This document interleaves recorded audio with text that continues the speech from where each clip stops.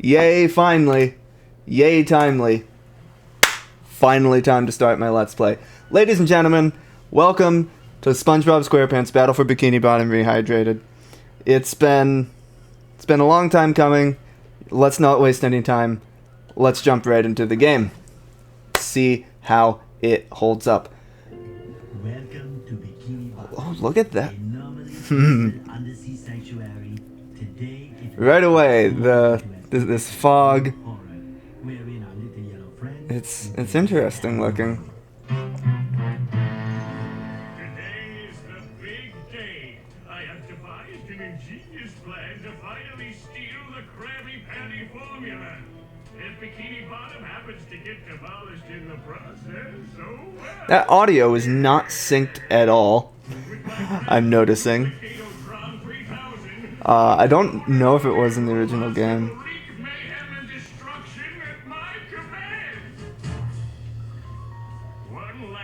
Fortunately, there aren't too many cutscenes like this in the game anyway, so I don't think it's going to matter too much.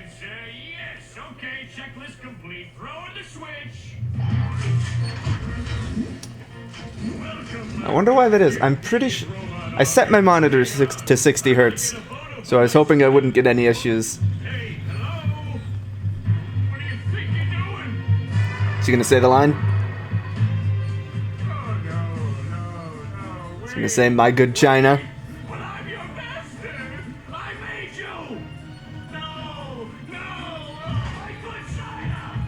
See, it's not as impactful when you have the subtitles, so you can tell what he's actually saying there when he says, "Oh my good China." But God, so many people think he's saying something else there. Here we go. We're getting up on the classic thumbnail. Yeah. So my original. By the way, I'm live streaming this for anyone who's watching the archive. I don't mind talking over the audio here too much because I'm pretty sure it is just the same audio from the original game. There's nothing new here. Anyway, my original Let's Play definitely had audio sync issues, at least in the first few segments, and interlacing issues and all sorts of things. But no, in this case, the audio sync is actually happening in the game. I'm seeing this live.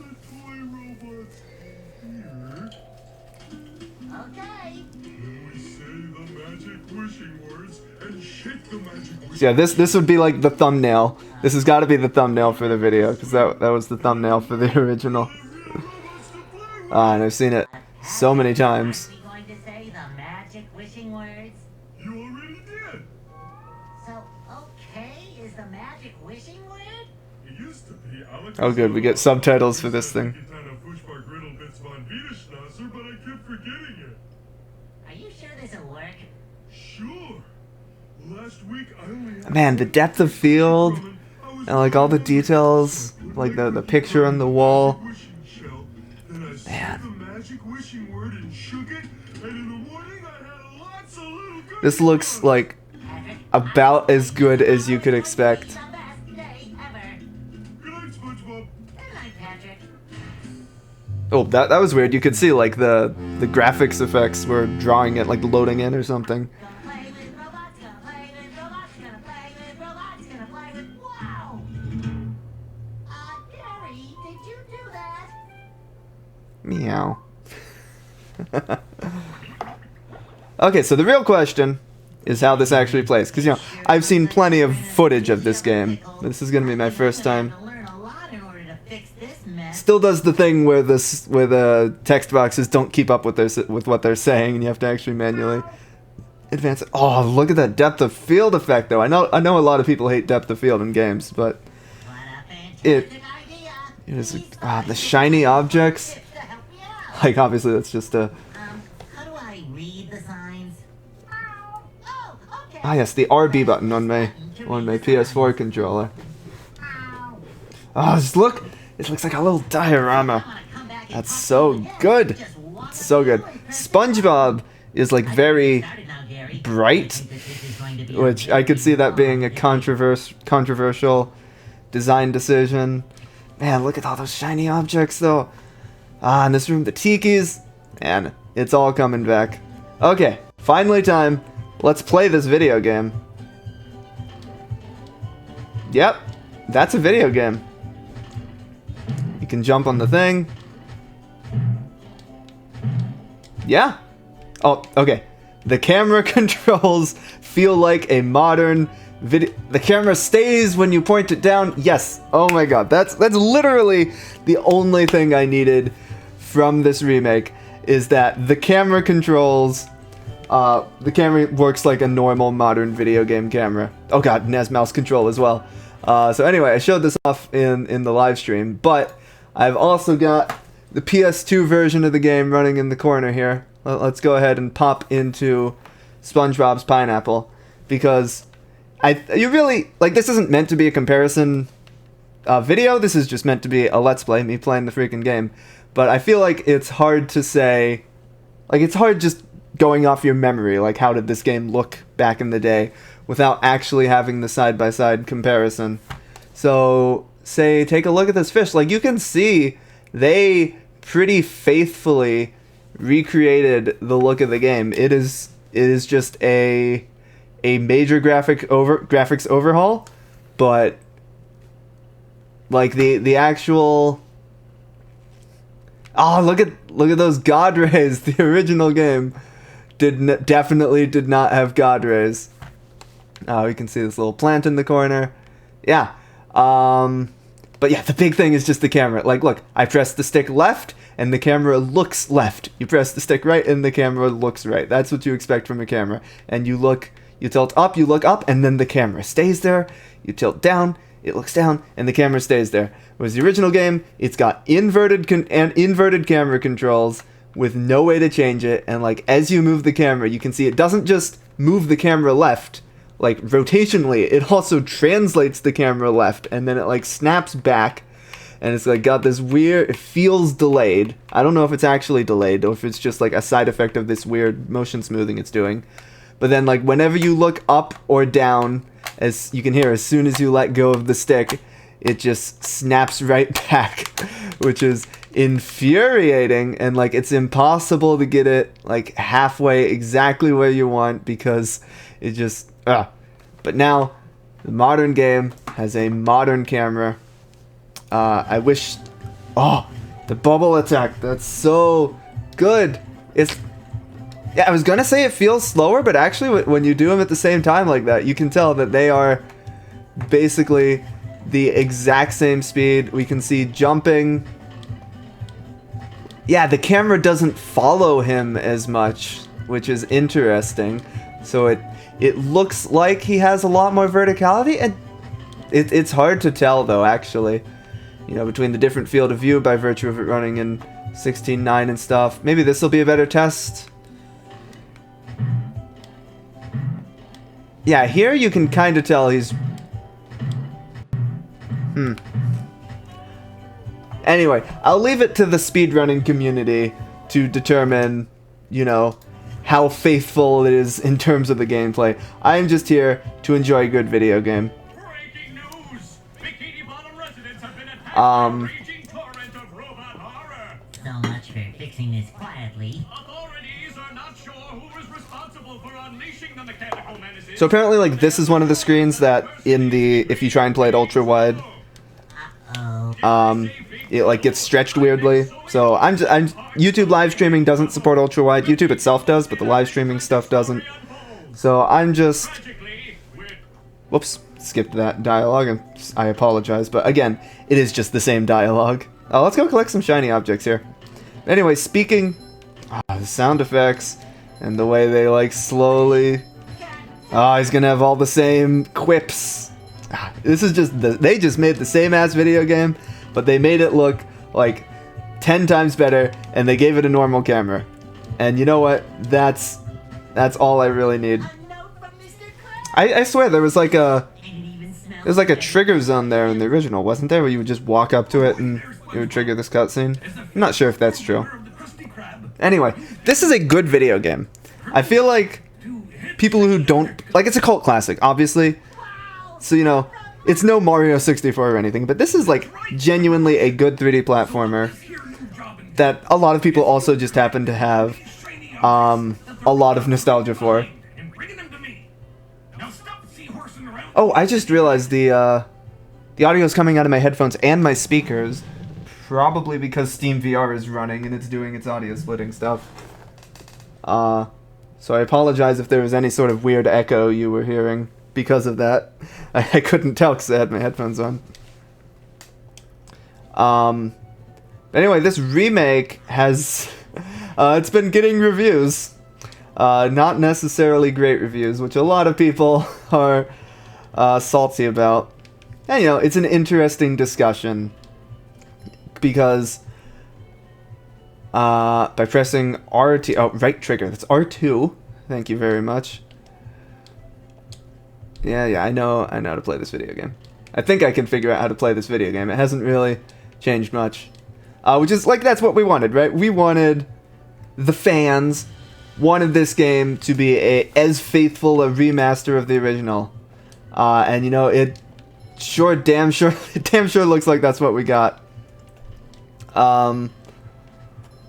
Let's see, is there... Yeah, I know how to jump. Interesting. I guess it's technically transparent. It doesn't look super transparent, though. But, you know, the reviewers are saying, like, hey, this is... I don't know how I feel. That sound effect is definitely different. I don't know how I feel about it. Let's see, how do you do the thing? Yeah, there you go. Those buttons definitely look different, too. They were bigger before, right? I guess I could grab the PS2 version and truly make a comparison, but I'm trying to get through this game in a reasonable amount of time. Oh boy, the beach ball. How I loved this beach ball.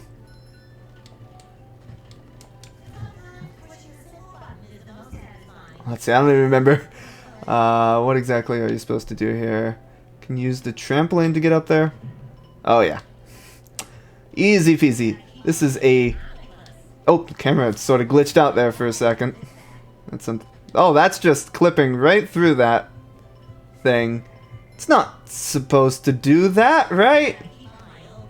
What's going to happen when this thing retracts? These blocks are supposed to be on the ground, aren't they? Hold on. Okay. I don't want to keep doing this, especially because I don't have a keyboard shortcut set up, but I have to go back to the original game and see what that's supposed to look like. I'm getting lost. The way... I'd forgotten how it just does that.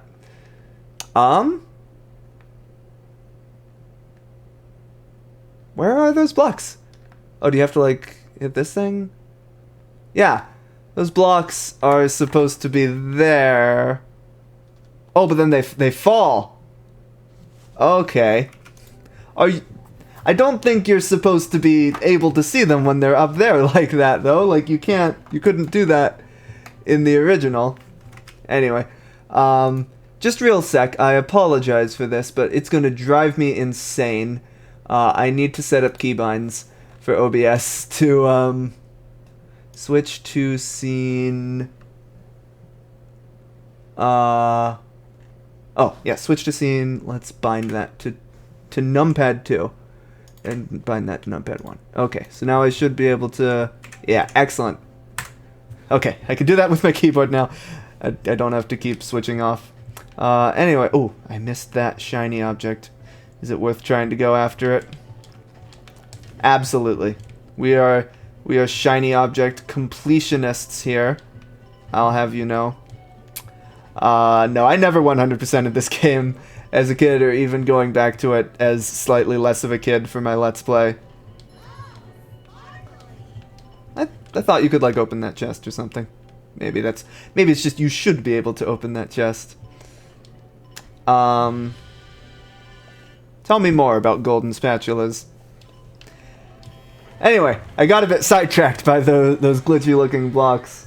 IGN gave this game a terrible review, and I believe GameSpot did as well. Which, like, yeah, I don't think that's justified, but I will happily admit that I am biased, and I definitely have nostalgia. Yeah, you can see every time it switches scenes, like, you can see the effects, or, like, the textures loading in. That's interesting. I've seen Unreal. This is Unreal, right? I've seen Unreal games do that before. I did install this to my SSD. I figured it deserves it. So we're getting ideal load times here. This is about the best you should be able to expect, I would think, unless it's like CPU limited or something.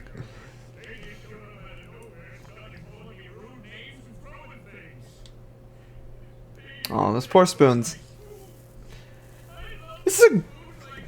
Okay, I'm not gonna keep harping on the fact that this is a good video game, because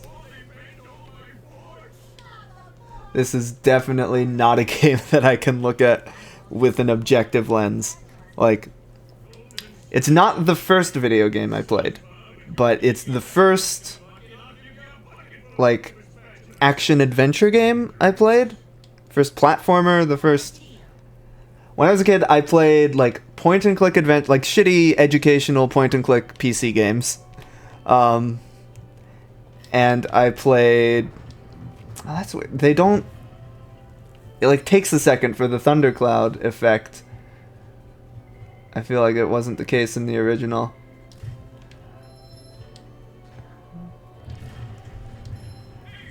Oh, his trigger's on there, I guess. Bubble buddy. Yeah, I know.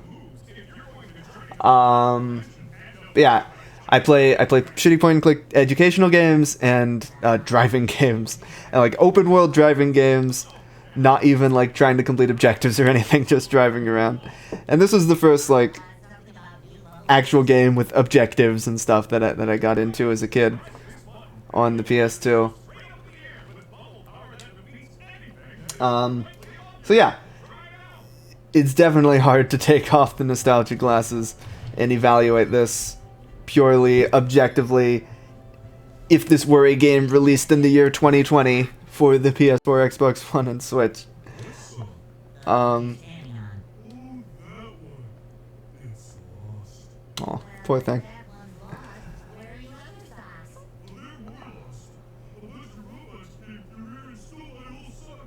Like, would it be a good video game from that lens? God, the camera is uncomfortably close to this sock. I don't know if that was the case in the... What the... There are some funky camera angles going on here. I don't know if that was the case in the original.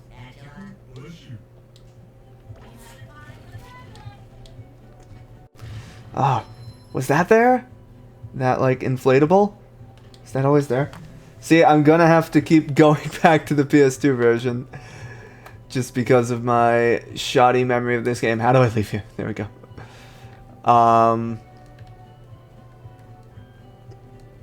I feel like people would consider this, like, especially these days where I feel like there's a craving for, like, good 3D platformers. And, like, I want to say maybe people have more of a respect for licensed games. Like, there's definitely a time when people were just like, oh, licensed games are automatically terrible. Oh yeah, look, all those details there are new, other than the Welcome to Goo Lagoon. Oh, jeez, the camera. Other than the Welcome to Goo Lagoon sign. Like, there used to be just nothing, it's just barren wasteland, but now you can actually see Goo Lagoon off in the distance, which is pretty neat. That's a nice detail. Definitely appreciate it. And it's, you know, outside the level geometry, so the speedrunners and stuff, the people who are looking for the purest recreation of the original game, even they shouldn't be upset by that sort of thing. I know how to press buttons. Let me go ahead and break these things first, though. And I want to say you have to just do both of these, and then you get these platforms, and then you can get the... I want to say there's a spatula and golden underwear. Oops, I thought I knew how to press buttons. Maybe should have done those in the opposite order, because now the timers are... Oh no, come back. I've made a mistake. I regret my decisions. Oh man, but being able to... Oh yeah, that other timer is totally going to run out. I guess you should do those in the other order. Whoops. Yeah, there's There's a spatula on top of SpongeBob's house. Okay, let's do these in the correct order. But that one's still gonna be... We gotta wait for this one to run out now. Otherwise it's gonna disappear. Will the stream be uploaded? So my plan is to stream as long as I have the energy to stream. But ultimately have this be like a 3-segment Let's Play, because, you know, this Bikini Bottom hub world is divided into 3 areas. There's this one, there's that one up there with the tree dome, and then off in the distance you can see the one with the chum bucket.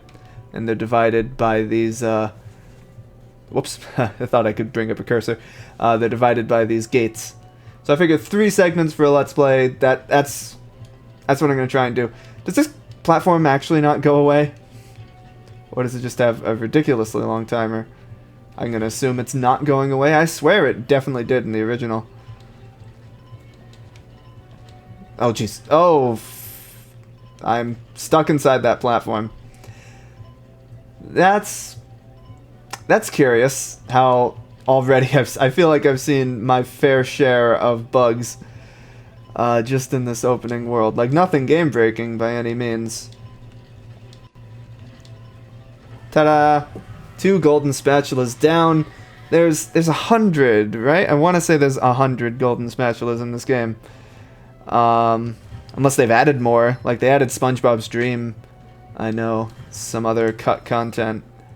So it's entirely possible there's actually more golden spatulas in the remake. I have no idea. Let's quickly talk to Mr. Krabs.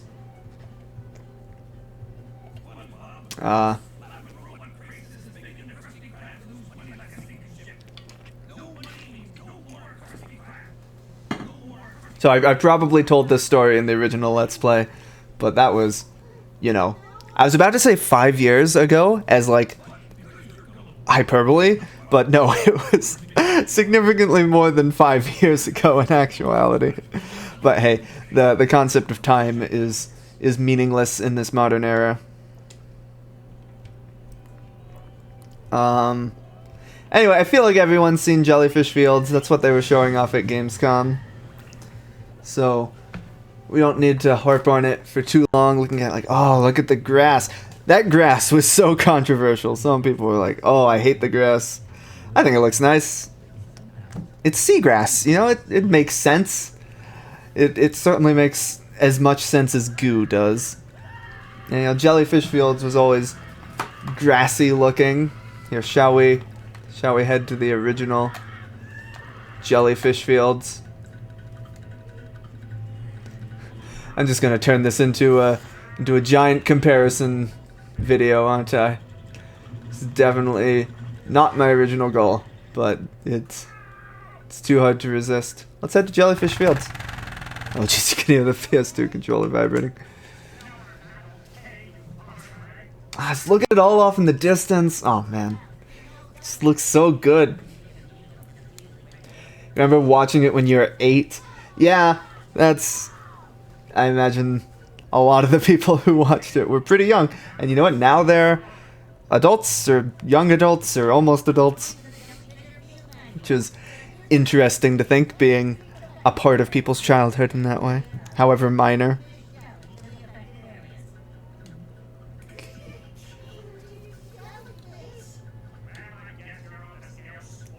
Oh boy. I sure am.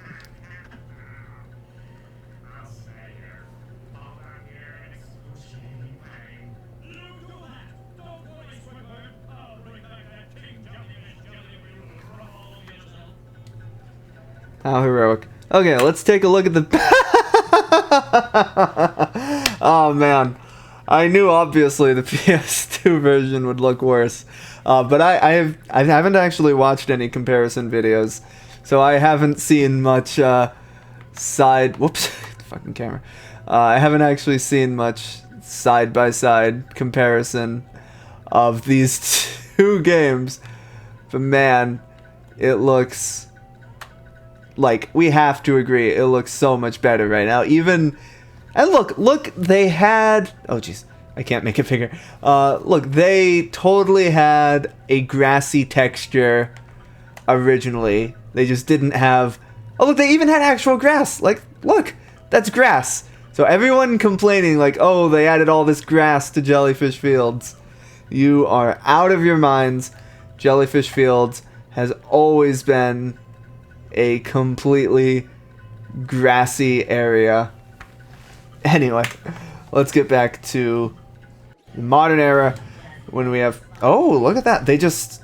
I mean, maybe there's like different animations, but yeah, they just kind of explode instead of like flying off in the distance like before. It's an interesting change. Oh, and they have the combo message. That wasn't in the... that was missing in the Gamescom video, right? Again, I haven't like kept up. I haven't kept up with all the footage or like any of Shift's videos or anything. THQ was not kind enough to give me an early copy. I asked on Twitter a while ago, but anyway, that's understandable. But yeah, that's one thing I was worried is if they didn't have the...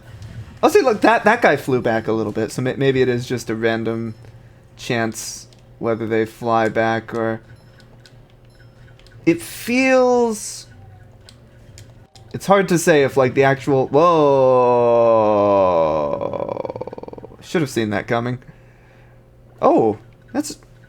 Did the original have to load when you died? In fact, I didn't even die, I just fell in goo. Did you install the day one patch? I mean, this is the Steam version? So, like, I downloaded it as soon as it was available. This isn't like a... It's not like a disc-based version where you'd have to separately download a patch. Like, I can see if there's... Oh, jeez. Where's Steam? I can see if there's, like, an extra... How do you check for updates? Is there a way to update? Yeah, let's quickly... Oh, yeah. We can also check the menu while we're here.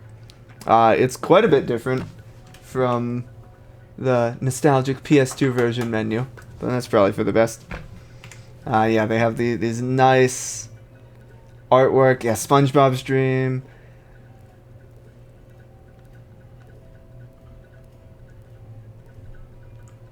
Yeah, that's some nice artwork.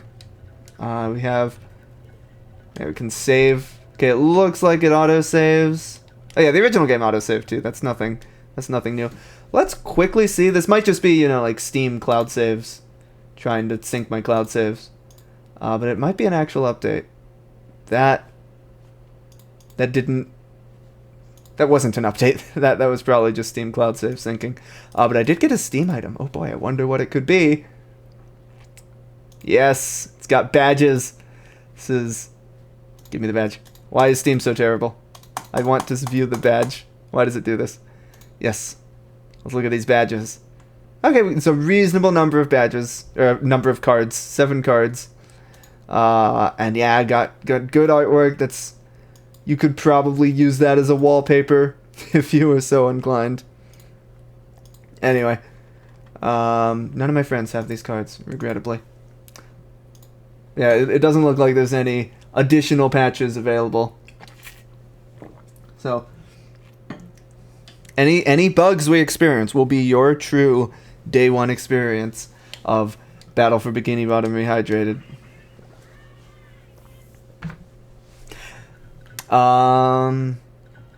It's gonna keep sending me back to the start. I'm gonna have to keep killing this this little guy over and over again.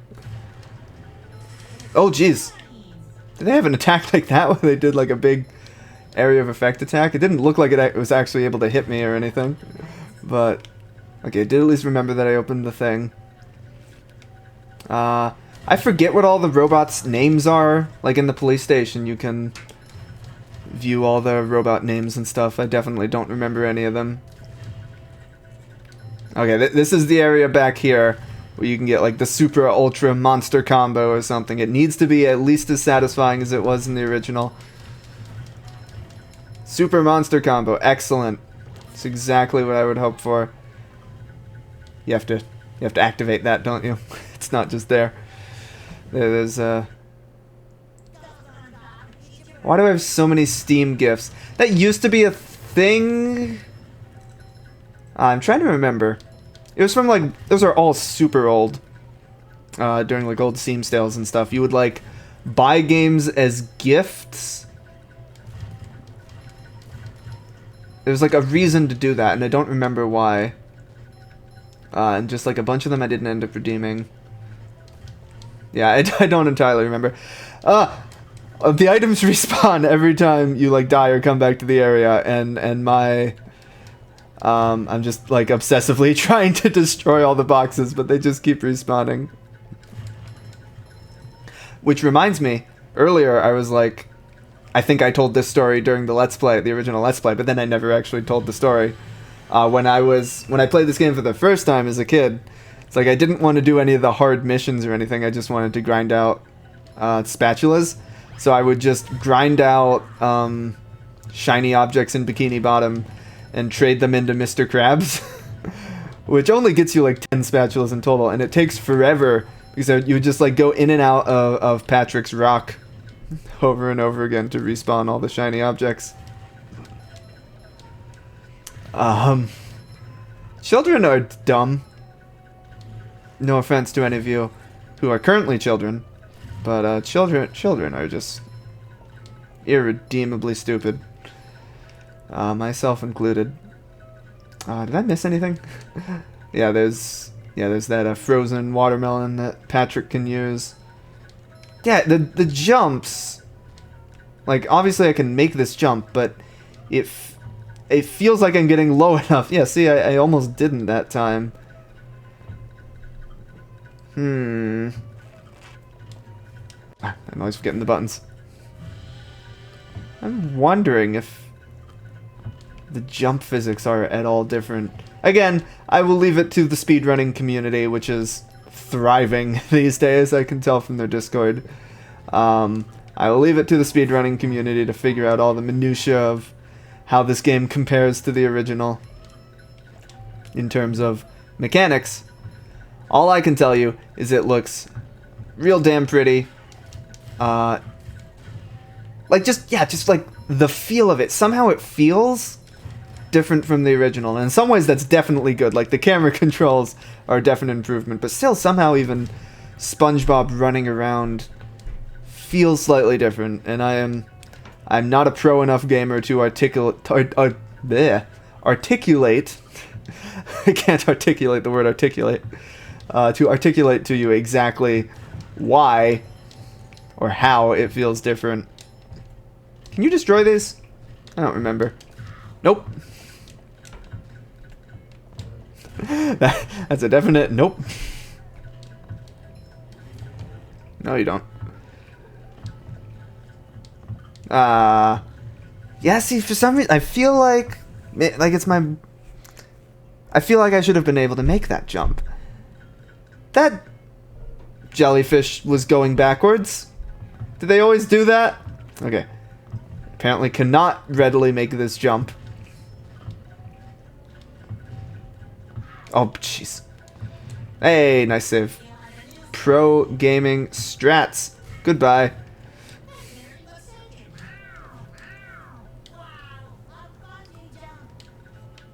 Excellent.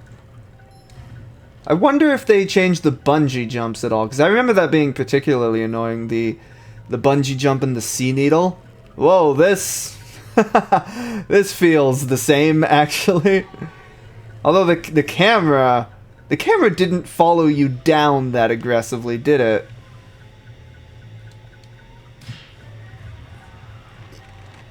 Can you increase the game audio? Gladly.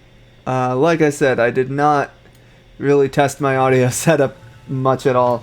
Tell me if that sounds good, if I need to adjust anything. I will gladly do so.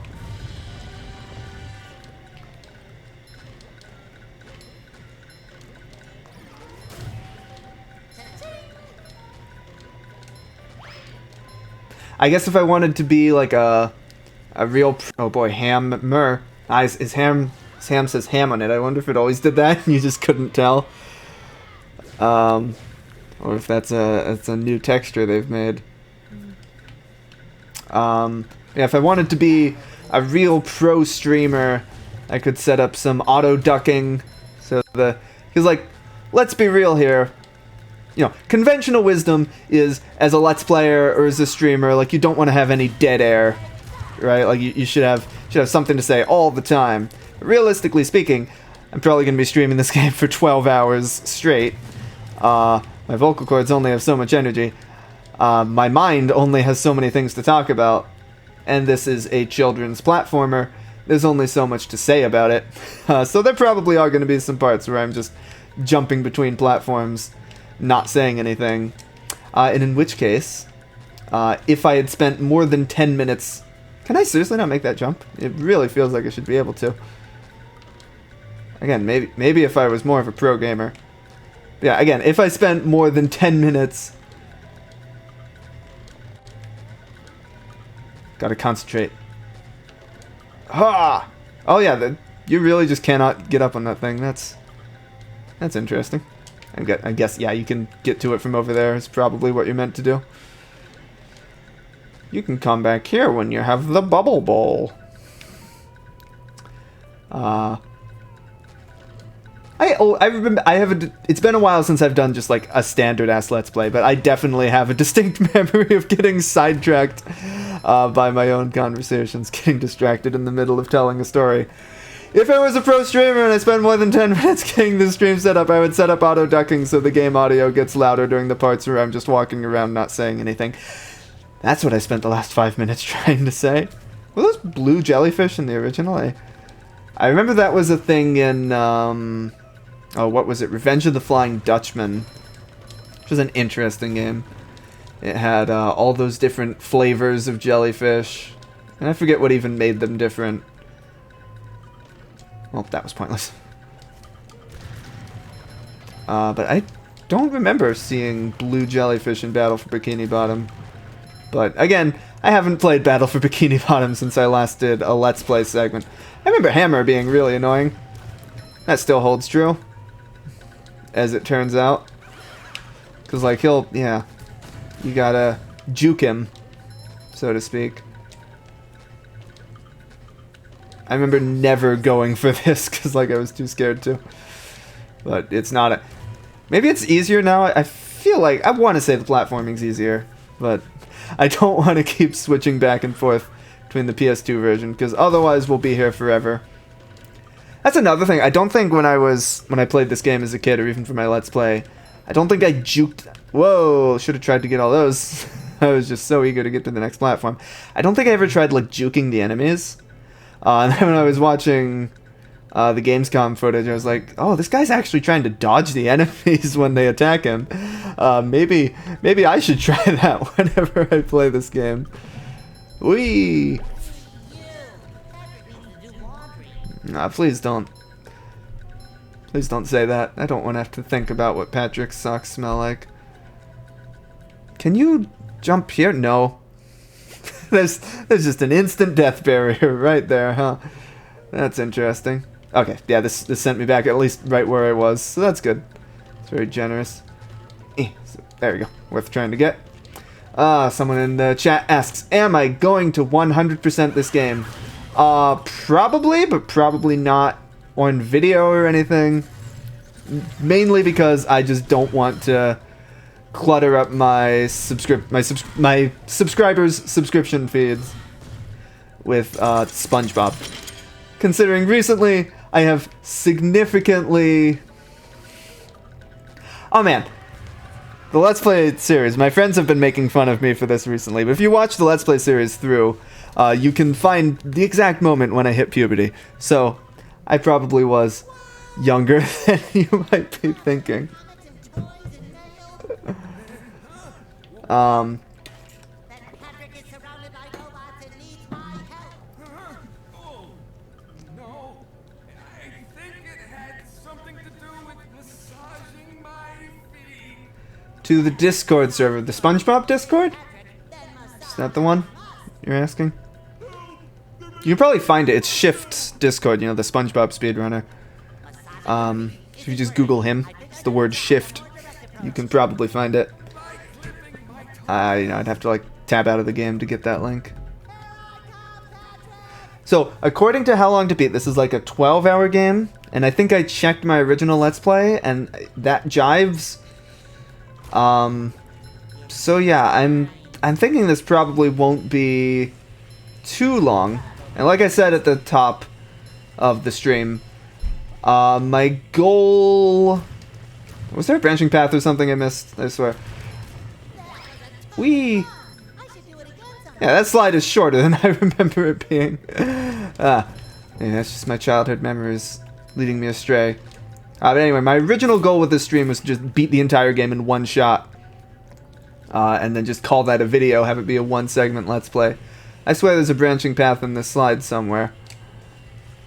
I mean, definitely some of the slides do. Maybe it's not this one. Yeah, see, there's this path. Yeah! Look at that. Oh, and you get a sock. That was totally worthwhile. Oh, no. I wanted that. Oh, and you can get up there and get a sock, too. Ugh. Anyway, we'll see how long I'm able to keep up the energy for this stream. It might be a one-segment Let's Play. It might be a three-segment Let's Play. Either way, hopefully the people who subscribe to me for, you know, programming and Nintendo stuff won't get too upset at being inundated with SpongeBob videos. Oh boy, this is like that slight Battlefield that for some reason gave me more trouble than it should have.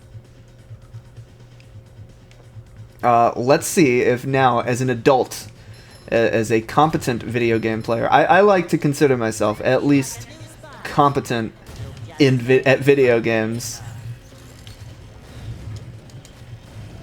Let's see if I can complete this gauntlet without incident. Yeah, see, I shouldn't have gone for the hit. I should have tried to juke that hammer. This children's video game is, like, it's not difficult. It's not a hard game to beat or anything, but, like, especially when you're facing, like, gauntlets of enemies, like in, what is it? Mr. Krabs' Dream, I want to say. I never completed that gauntlet in the Let's Play. I tried. I remember trying a few times. It's actually difficult, and I want to say the multiplayer stuff they added is like it's like a horde mode, and it's like, yeah, that actually sounds kind of hard. Maybe it's easier with multiplayer. We'll see. Well, probably not gonna do that on the stream because well, it's just the me. It's just the one. That's not English. That was barely English. Ta-da!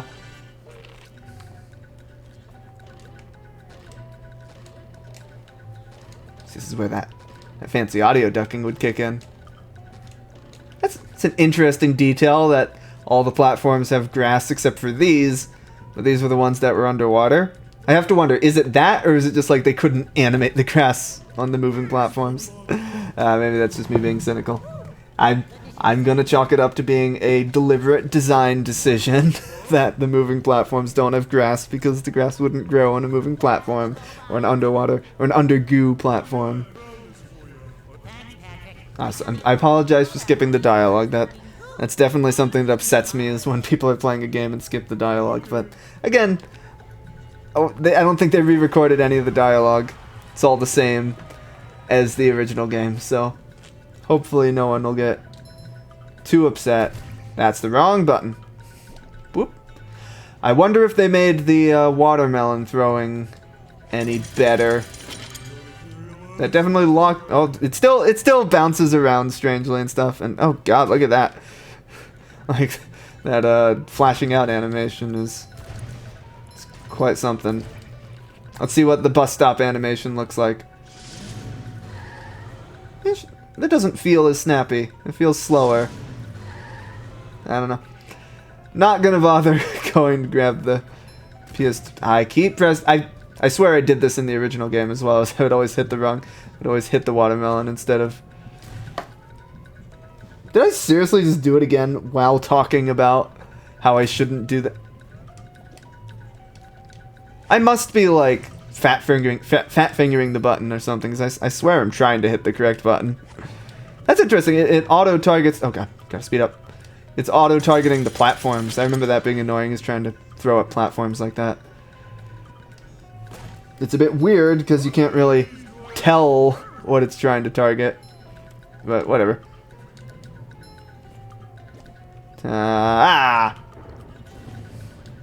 Oh, that was fun. Whoa! Yeah, I should have seen that coming. Pumice, yep, that's me. Someone in the chat said, "Hi, Pumice." Asterisk Pie Man. Probably. What is talking to me? Yeah, that's the. I am at your command. Down here, you big pink lummox. The speedrunning Discord. Oh, hi there, Mr. Plankton. Are you going to vaporize me today? So very tempting. Unfortunately, I found myself in the undesirable position of having to assist you. I was in an undesirable position yesterday. Now my neck hurts. Heed my That's pretty word, funny. my large future minion. Go into Jellyfish Cave. Follow the I've had the music for this game stuck in my head at the end of the cave. for like the past 24 hours. So I've been like setting up this stream and stuff. Whoops, I've not been advancing the dialogue. I might spare your life so I can force you to work in my sweatshop, making low-quality design and knockoff wallets. Oh, thank you. Yeah, this game's... Ooh. That animation has some energy to it. Yeah, I think it's time. I think it's high time for another comparison. Let's see. I want to find a place where I can easily switch to Patrick. But I don't remember what any of these spatulas are called. Naturally. Oh no, God, we have to deal with the load times of a PS2 game. Loading off discs, spinning discs, could you imagine? And oh God, every time I do it, the camera, inverted camera. Ugh. Let me just get to the thing. Oh jeez. I just want to see Patrick's animations. Should have loaded a better spatula. Ah man, just looking at how empty these like grass textures and stuff are. It just it feels like a totally different game. Except it's not a totally different game. Such deep commentary. Okay. Yeah, look, they did completely change that animation. Feels so much snappier. In fact, I think it actually goes faster too. Like I'm trying to hit it at the same time. Yeah, that's totally faster. That's pleasant. And the nice little camera shake it does. Wow. What a video game. What a video game, ladies and gentlemen. Oh. Wow, my thoughts exactly. Look at this cave. All these glowing rocks and all these magma pools, whatever you'd call those. This genuinely looks fantastic. Wow. What was it like? What did they give it? Like 2 stars? It was IGN and GameSpot. I gave this game terrible reviews, and it's like, I'm not normally the sort of person who gets all up in arms about video game reviews. Like, believe me, I could complain to you for days about how Pokemon Mystery Dungeon has been underrepresented in review scores, but that's not a worthwhile way to spend my time. That being said, if you slam while running, do I have to be running faster? Yeah, he doesn't seem to be able to do the belly flop move unless there's something I'm missing. Oh, there, he did it there. IGN gave it a, oh, maybe if you do it off a, oh, okay, if you do it off a double jump. Is that how it was in the original? Nope, yeah, in the original it was always a belly flop, but here you have the butt stomp from a single jump, and a double jump, you do the belly flop. Yeah, 5 out of 10. Again, it's hard for me to objectively critique this game with the lens of nostalgia, but 5 out of 10 just seems completely unjustified to me.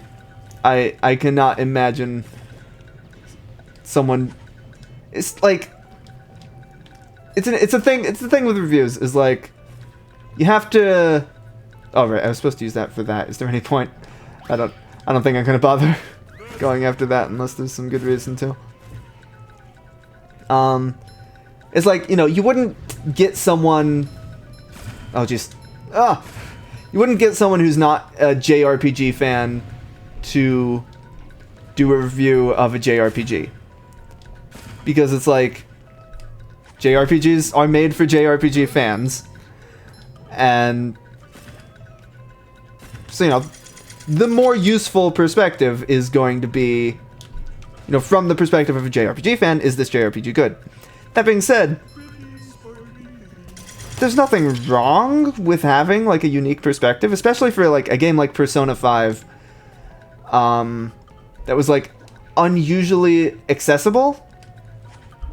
You know, I feel like Persona 5 appealed to a lot of people who otherwise wouldn't play JRPGs. And so like getting a review from that perspective is a valuable thing.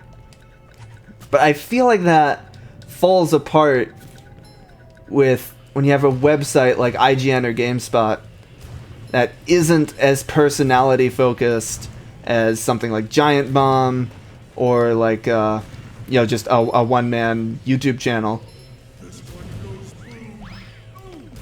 Where it's like, this review, obviously reviews are not objective, right? There's someone's opinion on a game saying like, oh, this review should be an objective critique of the, like, no, it's how this particular person felt about this game.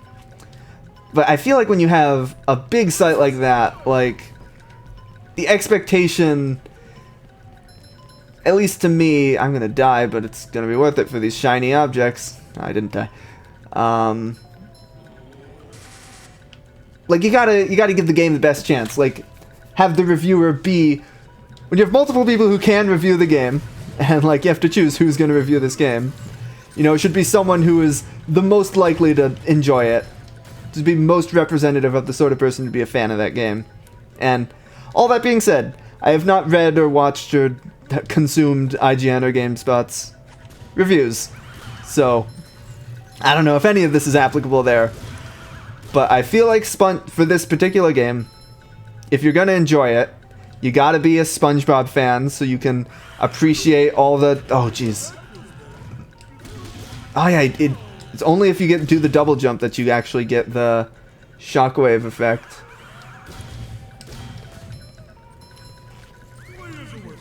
Yeah, like if you're not a SpongeBob fan, and you're not... if you're not the sort of person who's been... it's not worth it just to defeat these guys over and over again. I need to destroy the thing, obviously. If you're not a platformer fan, and you're not a SpongeBob fan, and you're not one of those people who's been craving... a good 3D platformer, like, you're not predisposed to like this game. Like, yeah, again... Oh my god, it's gonna... How did I do this as a child? What is this sign trying to say me? Oh, right, you can stun the robots. Okay. Ugh. Oh, you can just destroy the robots. That's exactly what I wanted. And the fact it's slightly harder. Oh, I keep hitting the wrong buttons. This children's video game is besting me. Pick it up. Throw it. Ugh. Yeah, that's still as annoying as it was. Okay, you know what? No, actually, this game sucks. 5 out of 10. Completely justified. That sucks exactly as much as I remember it. And, like, it's hard. Like, I mean, it's not that hard, obviously. It's a kid's game. But, like...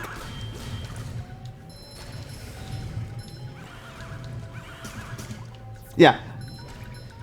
I don't read reviews that often. I'm kind of tempted at this point to read those low reviews this game's been getting, see what their actual justifications are, because like I can keep commenting on about why this game deserves such and such review, but I can't really comment on those particular scores without having read the reviews. Anyway, thank God we made it through that nightmare cave. Children's video game will not best me. I can beat a children's video game. Yes. Good thing, too. That monster has been stinging all my good customers in their poop decks. Oh, it looks like the... On top of Old Sport Mountain here. Go hook that beast, sailor. The video looks like it's stuttering. Has that been happening, or is that something new? Hold on. I might want to close some of this shit I have open. I hope that has not been happening and no one's just said anything, but looking at the OBS window, that is definitely not running at a smooth 60 FPS like you'd want. Encoding overloaded. Oh no. Oh god. It's all coming apart. Let me take a quick peek at my CPU usage. Oh, SpongeBob's actually using a decent amount of CPU, but also OBS isn't using that much. Hold on, let me... Like, yeah, like video... SpongeBob is only using like 50% or 70% of the GPU, and like it's only OBS that's using video encode. So, if the stream is stuttering... I'm not sure why that would be. Let me turn off the YouTube preview just to eliminate that. Let me... Steam VR I don't think is doing anything despite insisting on running. I really hope that hasn't been happening this entire stream and I just haven't noticed. It looks like it might be slightly better, and it might still be slightly jittery. Let me know... Yeah, let me know in the chat if the stream is lagging out. I was hoping this would be like a good, hey, here's what this game looks like at 1440 60 FPS, but... And I certainly thought my computer... Like, it's running at 60 FPS fine. Just fine, but the OBS stream is maybe not? Although I wonder... Give me a second. I apologize for wasting time on graphics. Ah! I knew it! I had set my monitor to 60 Hz because I had read originally... Anyway, long story short, I heard originally this game had a 60 Hz cap. Later I heard that's not true and has a 144 Hz cap. Regardless, YouTube has a 60 Hz cap. So, I thought I would limit my monitor to 60 Hz so then when I'm capturing in OBS it'll be 60 Hz so you don't get weird frame timing issues. But then when I changed resolutions from ultra-wide down to 16:9, it reset to 100 Hz, and so actually the game's been running at 100 Hz this entire time, which I haven't noticed because I'm used to it. So maybe the OBS stream has been running at 60 Hz, but it's downsampled from 100, so it looks weird, it's got frame timing issues. Anyway, all that to say, I really hope OBS does not cry if I change my monitor's refresh rate. This stream might die. Let's try that. I hope the game doesn't cry either. And that might also explain why the cutscenes were desynced. Like, maybe the cutscenes aren't designed... Okay. This looks much better now. The game is running at 60. OBS is running at 60. Everything seems well. Let me bring the live streaming dashboard back up. Okay, yes. This is 60 FPS gameplay. Everything up till now has been 60 FPS with weird frame timing. So that has not been representative of the true Battle for Bikini Bottom Rehydrated experience that you are going to get on PC anyway. I haven't. This is running. The stream is running much better now. Excellent. I originally thought about like running at 100 and then streaming at 50 because YouTube does natively support 50. But I figure that's just going to be a bad experience for the majority of people who have 60 Hz monitors. So I might as well try and make the stream 60 Hz if I can.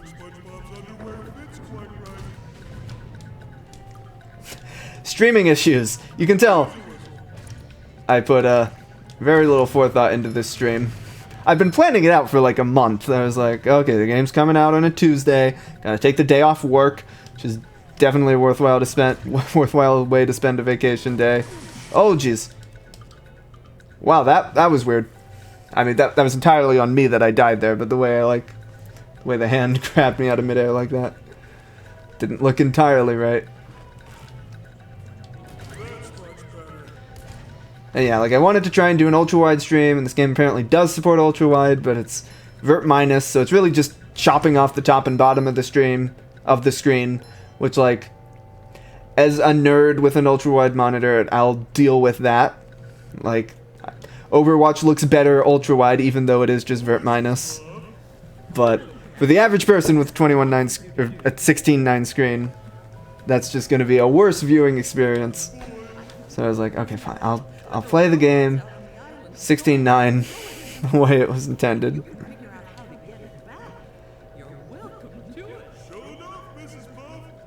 Man, I remember this challenge being more difficult than it had any right to be. Let's see if I can grab some underwear before I try and head off to do that. Okay. Let's see if, as an adult who vaguely knows how to play video games, if this thing where you have to grab the things and throw them at the things, if this is more doable. You gotta double jump, stun the things, pick them up, throw them at the things. Grab the things, pick them up, throw them at the thing. Grab the thing, throw them at the thing. This is actually trivial. This gave me so much... I killed that one. This gave me so much trouble as a youngin'. But no, actually it turns out when you know what you're doing, it's not difficult at all. Oh, there's one more. Keep killing them though. That's the biggest issue. So you want to be just out of the range of its hammer, because your thing is a pretty big. You want to make sure you get all the extra ones so they don't. I hit the wrong button. That's my biggest weakness. I keep hitting the wrong button between square and circle for the slam versus the grab. It's fine. I wanted to kill one of them. You just don't want to land in the goo. Did I get that one? Oh, I didn't get it. If they hit you, you like drop it even if you're already in midair. That's interesting. For some reason, this last one. Okay. Should be good. Oh no, there's one more. There's one more. Yes. Okay. Did my audio cut out? Oh, I was trying. You distracted me. I was checking my audio settings and the. Did my audio cut out? My audio did not cut out. I just checked the YouTube stream. The audio is still... Oh god, left click. I was using the mouse just to get back to the game. Left click is belly thingy. That's... Yeah, I guess if you're playing with keyboard and mouse because you want that... Oh, this feels delayed. Maybe it's just that I'm not used to playing games at 60 FPS, but... This feels delayed looking around with the mouse. Yeah, you can play with the keyboard and mouse, play it like it's a first-person game. It's hard to imagine anyone doing this. I'm sure there are some people who swear by this way of playing games because they just really like mouse look. But for a game like this, I really don't think having mouse look is gonna help you that much.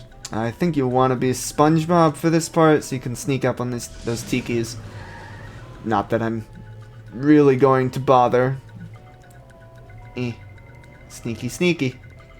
Man, I can already feel my throat getting sore. And we have... How long have we been going? An hour? Oh boy. If I'm really gonna try and do this whole game in one sitting. That's a bad idea. I died!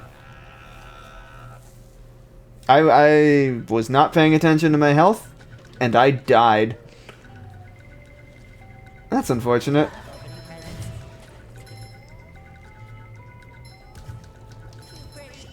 I feel like you get enough shiny objects. You don't...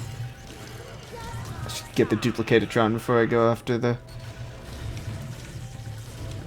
What's this guy called? The Tard... I forget if it's even a pun or if he's just like called Tartar. Fresh like a spring breeze. Let's see, what is even up there? Is there anything up there? Or is it just shiny objects in the underwear? I guess we gotta find out. Yep, it's just that.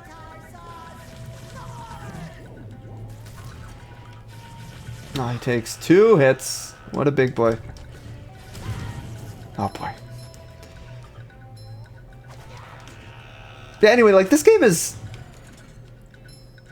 Whoa, that was real stutter there for a second. The game totally just stuttered. Fortunately, it hasn't been too much of an issue, and you know, that's the life of PC gaming. Gotta live with that sort of thing. Oh, by the way, I should mention, in case anyone's curious about performance. Yeah, this wants you to have like Bubble Bowl or Cruise Missile or something. Yeah, I am playing this game at... It seemingly does not have graphics options, so far as I can tell. Like, the video settings are just this. So yeah, I'm playing at 1440 or in a 1070. And yeah, it's running fine. It was running fine at 100 Hertz, and it's running fine now at 60. So, the PC version, at least, seems well enough optimized. Like, I don't know how well it would run on a potato. Like, maybe I'll try it on my 6-year-old laptop with integrated graphics. That'd also be a test to see if it runs under Proton, which is fine. But yeah, I'll leave that sort of testing to the experts. Actually, I wonder if Digital Foundry will do a video if this is a big enough release that it'll be on their radar or not. From what I've seen, I want to say, don't quote me on this because I've had no reason to. I haven't looked it up in too much detail. From what I've seen, the oh boy, remember what I said about juking the enemies? Yeah, I haven't been doing that. What? This is like the area I was in before, right? Or like I could have gotten here before? I don't want to go down there, right?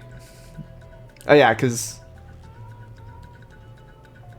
Is that out there, the platform where I did the Patrick stuff and I just never came back here? Yeah, but it doesn't look like there's anything worthwhile here. Anyway, moving on. So yeah, it sounds like the PS4 and Xbox One versions run fine at 60 FPS. I don't know if they're 4K or whatever, but who cares? 4K gaming is overrated. But it sounds like the Switch version maybe struggles to get 40. Like, it doesn't even... Like, it's not capped at 30, but then it doesn't reach 60 either, so you just get an unstable 40-ish, which, like, you know, some people will consider that just fine. I know a lot of people really hate inconsistent frame timings. Speaking of frame timings, I still feel like my OBS stream is... Like, it fits in spurts. Like, sometimes I'll look at it and it'll be perfectly smooth. Sometimes I'll look at it and it'll be stuttering. I don't know if that's just me or, why did I do that? Oh, jeez. I don't want to be down here. No, I don't want to trigger the checkpoint. Oh. Why did I do that? Why am I such a dum-dum? I didn't get a spatula or anything, so I can't teleport back up, can I? Is there a teleport box somewhere? Ugh.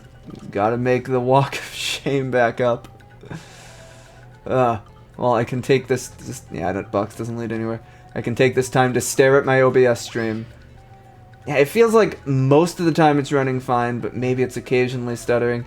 I guess this is why the real pro streamers will have they'll have a dual PC setup. They just have a dedicated streaming box that they're not running their games on, and they hook that up with the capture card too. Or they'll have a capture card in that, and then the PC that actually has the games will not be running the streaming software. I could have gotten like the PS4 version and done that instead, but the problem is my capture card is limited to 720p or 1080i. And like, you know, that's fine for most games if it's just like, hey, I want to show off some gameplay on the internet of like Dreams or something. But for this game specifically, where it's meant to be like, hey, look how nice this game looks, compared to the old one, I probably do want, you know, I want to get the best resolution I can. And so, I mean, to that end, I could have tried to stream it at 4K 60. But considering my computer seems to be struggling enough with streaming 1440, probably not going to be bothering. We're already getting repeated lines. I definitely remember that. Oh, look at the way the grass like flows around him as he. Yeah, look at that. That looks. Oh, jeez, that doesn't look nice. But yeah, you can see the way the grass like moves out of the way as he moves through it. I don't see how anyone could have complained about this grass. This grass is a fantastic, welcome addition to the SpongeBob experience. Anyway, I gotta find material to talk about for the duration of this game, which is difficult because it's not a tremendously long game, but I'm playing a lot of video game in a short span of time, and there is really only so much to say about a basic-ass 2000s era 3D platformer. As good of a video game as this is, surprisingly enough, there is only so much that can be said about it. Look at those reflections. You can see like there's a specular map on this thing. How they have, I don't know what it's like supposed to be. If this is like supposed to correlate to some deep sea thing, but like some parts of this, like it looks like it's kind of meant to be sand, but like it moves and doesn't fall. So maybe it's more like sandstone. Anyway, it looks shiny, and there's like parts of it that are shinier than others, and it plays off the light, and that looks real nice. If this was a true comparison stream, I could try and find a similar texture in the PS2 version. Let's see. Oh no, don't fall. Don't fall. I wonder if it's around here. Might as well come up with something to... Oh, please die before hitting the checkpoint. I don't want to do the walk of shame again. Oh, that's not going to kill you, is it? Fuck!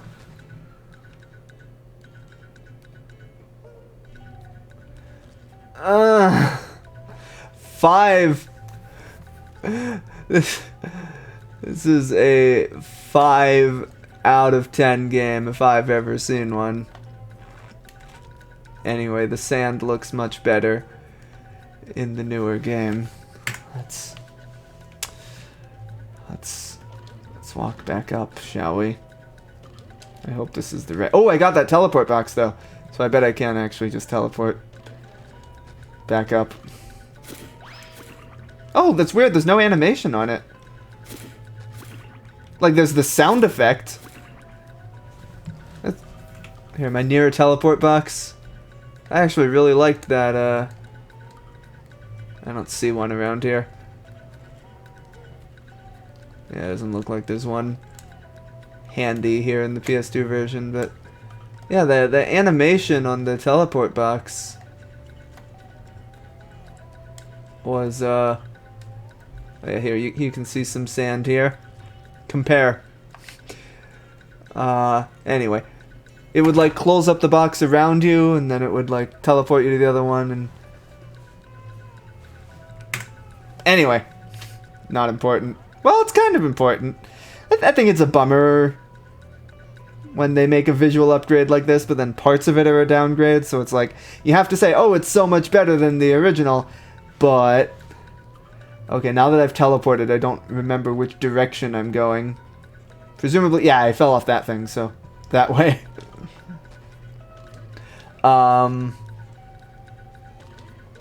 was I saying? Anyway, this is a dumb thing with the Xenoblade remaster. It's like, oh, the new Xenoblade Chronicles looks so much better than the Wii and 3DS versions, but the trees don't sway in the wind, and they did in the Wii version. It's like, no one should care. It's much more annoying when it's like a gameplay downgrade. Like, I feel like I'm not jumping off this thing well enough. That's weird. There's like a weird physics interaction there. Like that was... Oh, see, I tried to juke him, but he turns too quickly. That's what I felt with... With Mystery Dungeon. The Mystery Dungeon remakes. Rescue Team Deluxe. Which it's an absolutely fantastic remake. I cannot recommend it enough. And it makes some like solid gameplay improvements to the original Rescue Team games, which are definitely much needed, especially when it comes to like recruiting and just like the way, not to harp. Well, I might as well. I have nothing better to talk about for the duration of the stream. It's like the Mystery Dungeon games have a lot of problems, right? And that's part of the reason they've always gotten such poor review scores. Like, the fans love them because of the world building and the characters and the way it makes you feel like a Pokemon and all that good stuff. Where am I supposed to just go down here? Okay. We got a wall jump here. Oh, they changed the icon for the wall jumps. That's curious. That's, I guess, fine. I'm not gonna complain about that. Anyway, the Mystery Dungeon games have assorted problems, but one of my biggest problems with them... Talking Pokemon Mystery Dungeon specifically, I haven't played any other Mystery Dungeon games, so I can't really comment, is like, they are roguelikes, and in some ways they're more roguelikes than a lot of games that we consider roguelikes. So, you know, they got procedurally generated tile-based dungeons with turn-based movement and attacking. They look a lot more like Rogue than a lot of modern roguelikes do. But they're missing... The gameplay is missing. Like, you don't have permadeath, you don't get upgrades throughout a dungeon, you just have, like, the permanent upgrades of leveling up your Pokemon. We're really already at King Jellyfish. I'm, like, I need a stack-based conversation system, because I'm, like, 3 stories sidetracked from with the story I was originally trying to tell. When I was a kid in elementary school, we were doing, you know... story writing, because that's a thing you do as a kid. Oh, look at him. He's beautiful. And so I wrote a story about the King Jellyfish fight and how difficult it was. This is very loud compared to the rest of the game. I hope that's not too loud on the stream. But yeah, as a kid, for some reason, I was just not able to beat King Jellyfish. It's not a difficult fight. Eventually, obviously, I did.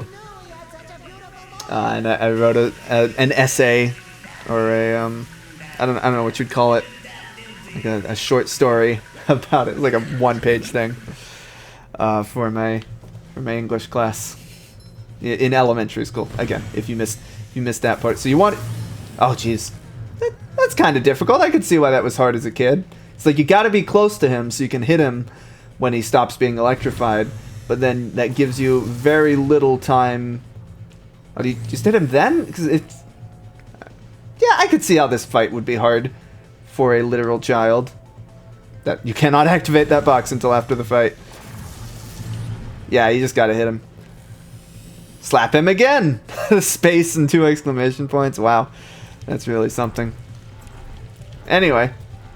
Continuing to talk about Mystery Dungeon. It's...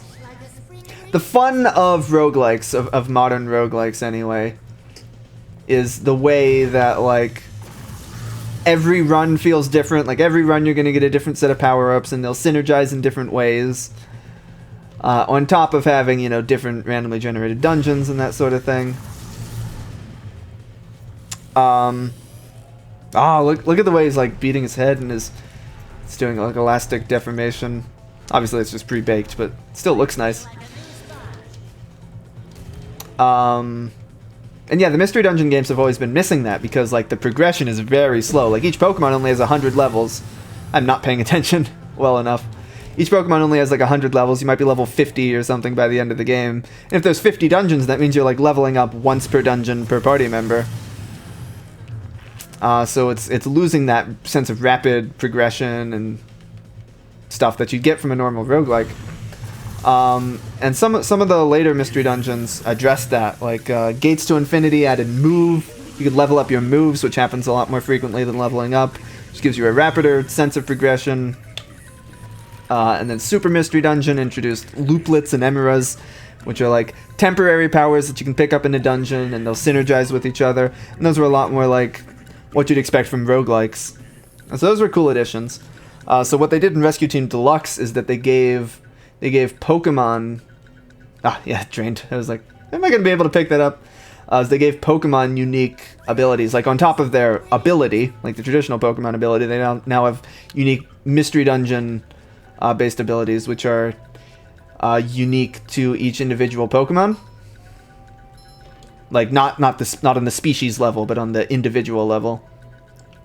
And they also made it so you can recruit a lot more Pokemon at once. Like it used to be, you would have a party of 4, and that was it. But they instead made it so you have a party of 3, but then you can recruit up to a party of 9 while you're in a dungeon. And so you end up like recruiting Pokemon that have unique abilities, but you get like a different party for every dungeon. And so like all that to say, that was a good gameplay enhancement that they made in the Mystery Dungeon remakes. Which segues to the bad gameplay change they made, which is like such a minor thing, but like the menus in the Mystery Dungeon remake just feel a lot less snappy. Like whenever you hit the pause button, it like takes a second for the menu to open, and like when you're navigating the moves and stuff, it's just a lot less snappy.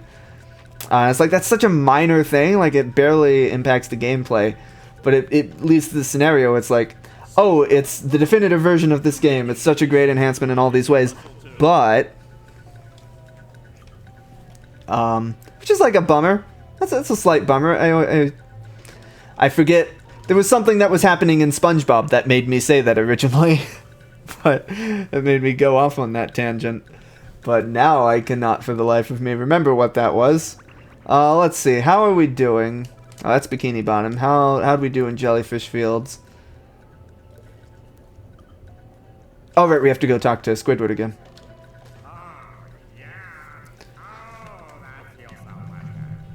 Anything for my best friend Squidward. Can I rub some on? What if I just gave you this? Ta-da! Oh wow, I got double achievements for completing that. Anyway, I think that's about everything we can do. Oh yeah, there's more socks and stuff. But I think that's everything we... Whoops. Nope, wrong button. I think that's everything we can do in Jellyfish Fields for now. Oh cool, look, you can see all the others and stuff. Anyway, I guess let's head back to Bikini Bottom. And head on to downtown Bikini Bottom, I believe is the next in the progression.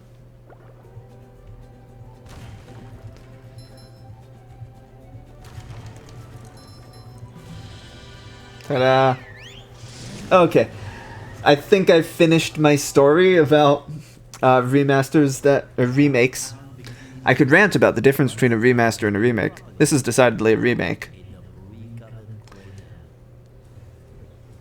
Persona 4 PC, is that even a remake, or is that just a remaster, or is it just a port? It's a subtle distinction. Alright, but it's gonna take a while to get all this dust. Anyway. Wait, we have to get everyone to safety. Can we just load them up in the boats? That won't do any good. That's interesting. Like, if you look in the background, you can see the steering wheels have the depth of field effect applied to them, but then the bubbles around them don't. But then if you look farther back, the underwear doesn't have a depth of field effect, but the bubble around it does. That's actually very strange. Oh, but actually even better, if you look at that enemy, the G-Love in the background, like you can barely see him, but you can kind of tell he's a G-Love. He's like going back and forth, and he's got those green lights. You can see there's a bokeh effect going on with those lights. So this is actually a proper depth of field effect. It's not just a like Gaussian blur. But then at the same time, they're not applying the depth of field effect to everything on the screen, which leads to this weird scenario where you have the underwear behind the fence, and the fence has depth of field, but the underwear doesn't, but then the bubble does. That's very strange, actually. Oh yeah, you can see there's another pair of underwear even further in the distance, and then another bubble too with the wheel in it. I'm no graphics programmer, so I can't necessarily speak to like what their rendering pipeline must look like to get an effect like this. I want to say this is an Unreal Engine game. I'm not. Don't quote me on that, but I'm pretty sure this is an Unreal Engine game. So you'd think that would just be like something Unreal would do for you. Anyway, all that to say, the depth of field effect looks really nice. I really like it. It's just very strange that there's those that it's being inconsistently applied like that. Remasters, if you think about remastering in terms of a movie, it's when they take the master film strip and they literally re-scan it, right? And so you get like an HD version of a standard definition thing. Whereas a remake is actually remaking it from scratch. So like, I think that's the distinction. It's not an important distinction. There's the kerning is either the kerning is weird or they just forgot the space between the A and the golden spatula. That's weird. Maybe that's something fixed in that mythical day one patch. No, I guess I could check. Like, is there some way to check what version of the game this is? Maybe Steam will tell me.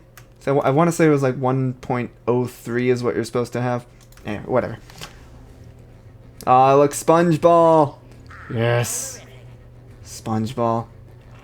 It's hard to tell if this feels about the same, I want to say.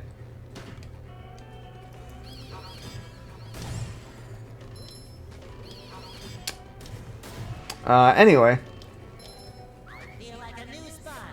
Let's see. What was I talking about before I got distracted 10 times? Oh yeah, I was talking about how my computer is doing a poor job at streaming this at 1440-60, which it looks like it still might be, which is like a bit of a bummer. I do want to be producing the highest quality SpongeBob content possible for all the fine folks out there who want to get a good impression. Just keep in mind, no matter how poorly this video is keeping up with the frame pacing or whatever, the game itself is running... brought that upon myself. The game itself is running at a pretty stable 60 FPS for me, and that's just because I frame limited it to 60 FPS. Earlier when it was at 100, it sure looked like it was running at a stable 100. I've seen like an occasional hitch here or there, but it's not like it's a consistent frame pacing issue or anything. This game is running perfectly smoothly on my 1070 at 1440, 1440-60 and 1440-100. So no issues there. And if the video feed is stuttering or is struggling to keep up, that might just be my preview window again. It's been a while actually since I've streamed anything with OBS. If that's happening, I do apologize. But considering this is a live stream, it's a bit hard to go and like fix that live. And you know, I'd probably have to like downgrade my bitrate or something, and then you'd have other issues. So Hopefully it's not unwatchably bad. Lord knows I have produced plenty of unwatchably bad content on my YouTube channel. I don't know how many people who are watching this came from, are in my new wave of subscribers from my relatively good content, but the old days of my YouTube channel, they were a dark time in terms of quality. In terms of viewership, like viewership was way up back then, but engagement was way down. So it's not even like I even had a following or anything back in the day. Ah man, I'm getting so sidetracked with my stories here. That is gonna definitely be, I feel like I ought to be able to make it up there. But no, I know you get there later when you're like going across the rooftops as Sandy.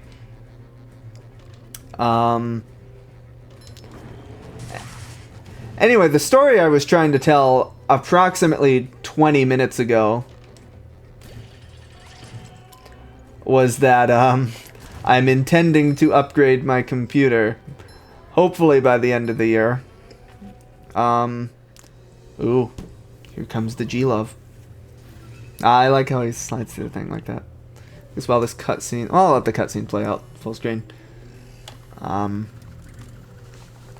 I do want to get the PS2 version loaded up in downtown Bikini Bottom so we can do some more graphics comparisons. Alright, let's load up downtown real quick, just so we can have that point of comparison. So I want to say you just ground pound these guys? Yeah, easy peasy. Load times are definitely better loading off an SSD instead of a DVD. Yeah, so it's definitely the same video game. Let's get ourselves to the same place roughly. Oh jeez. Oh man, SpongeBall. I didn't realize it at first, but SpongeBall definitely controls much better in the remake. Let's see, I'm like in this area, I want to say. So yeah, let's get something about to kill me. No, it doesn't look like it. Let's get this comparison shot. And like, yeah, you can see just how faithful of a remaster it is. Like all the little splotches of, what is this actually? Oh jeez, volcano sauce. All those little patches are like in the exact same place. Oh, they don't have the arrows or the crosswalk markers on the road anymore. But the road texture is definitely much nicer looking. Oh, I didn't even notice all those particles floating in the water, I guess it would be. Like all the tikis and stuff are in basically the exact same layout. Like they didn't need to make it that exact, but they sure did. This is a truly faithful remaster, which is really something. Anyway, oops, there we go. Upgrading my computer. Every YouTuber, I feel like it's a common thing YouTubers talk about. It's like, oh, I've got a computer upgrade coming down the pipeline. Because it's such an easy, lazy thing to talk about. Like, it's an experience most people, especially YouTubers who have to, get powerful computers for video editing and stuff. It's an experience most of us share as upgrading our computers. But it's just so boring. I feel like I never care when someone's talking about their upcoming computer upgrades. It's like, oh, good for you. You're getting a shiny new Threadripper and a 2080 Ti. It's like, well, I'm not getting a 2080 Ti. Why should I care what your future computer plans are? It's boring filler talk, basically. Which is exactly why I'm going to spend my precious time talking about it. I'm going to spend your precious time talking about it now. But no, actually, I do think my computer upgrades are mildly interesting. I think... So, I don't need a computer upgrade. My computer runs fine. It's got an i7 60 something. 6700K, I think. What am I even trying to do here? Why did I become SpongeBall? Well, you go fast, so that's fun. Yeah, SpongeBall is definitely a lot more responsive than it was in the PS2 version, which is great because I love marble games, but it is definitely a difficult balance to strike, getting like a marble game that controls well, and this sponge ball definitely controls well. Alright, does this go anywhere? Oh, can I get up there? Yeah, I can. What is this even? Oh, this is just like a shortcut back up here, but I can't actually get anywhere from here because I don't have the lasso. So I'm just stuck here. That's interesting that they let you do that. What was I saying? What was I saying? I was talking about computers, but then I got distracted by something. Oh well. I'll never remember what I got distracted by. Anyway, I think we're coming up on an interesting time to do... Alright, I was talking about my computer. My computer runs fine. I don't need to upgrade it. Like, Resolve and Blender render kind of slowly. So I could definitely make use of an upgrade. But it's not a desperate need. That being said, I think... You know, I haven't upgraded my computer since I became an adult and gotten income. So I've always had like a high-end computer, but not like an enthusiast computer. And now that I'm an adult with an income, I definitely feel inclined to spend some of that money on this hobby I enjoy. But moreover, this is the point I'm trying to get to. Don't worry. There is a point to this story. It is not just... You might think I'm just rambling about my computer upgrades for want of something better to say. But no, actually. I remember this being tricky. You had to like jump off the ramp and bounce off that car. I wonder if the sponge ball changes make this any easier. So I want to say... Ah, nope, they don't. you still get caught on weird geometry and stuff. Okay, cool. Could you always jump as SpongeBob? I didn't think you could. Yeah, you couldn't jump as SpongeBob originally. But it's not much of a jump, it's just a tiny little hop. But hopefully that's enough to like get you out of weird geometry or whatever. Anyway, there is a point to the story. Just you wait. Stay tuned.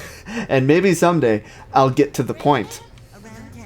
Again, we got a lot of content to... Yeah, that still sucks. This jump still sucks. Maybe if I use the shiny new jump button, it will be a bit more... This is what you're supposed to do, right? I'm not just... Oh, nope, the jump button actually made it worse. If you can believe it. Anyway, we're coming up on an interesting time to upgrade a computer. So... Linus Tech Tips made this point, and it's something relatively recently, and it's something I've also been thinking of, is that from the perspective of someone who uses their computer largely for gaming, like obviously I do video editing and stuff and programming, but largely the performance thing I'm using my computer for is gaming, and I feel like that's true of probably most people who are building custom computers.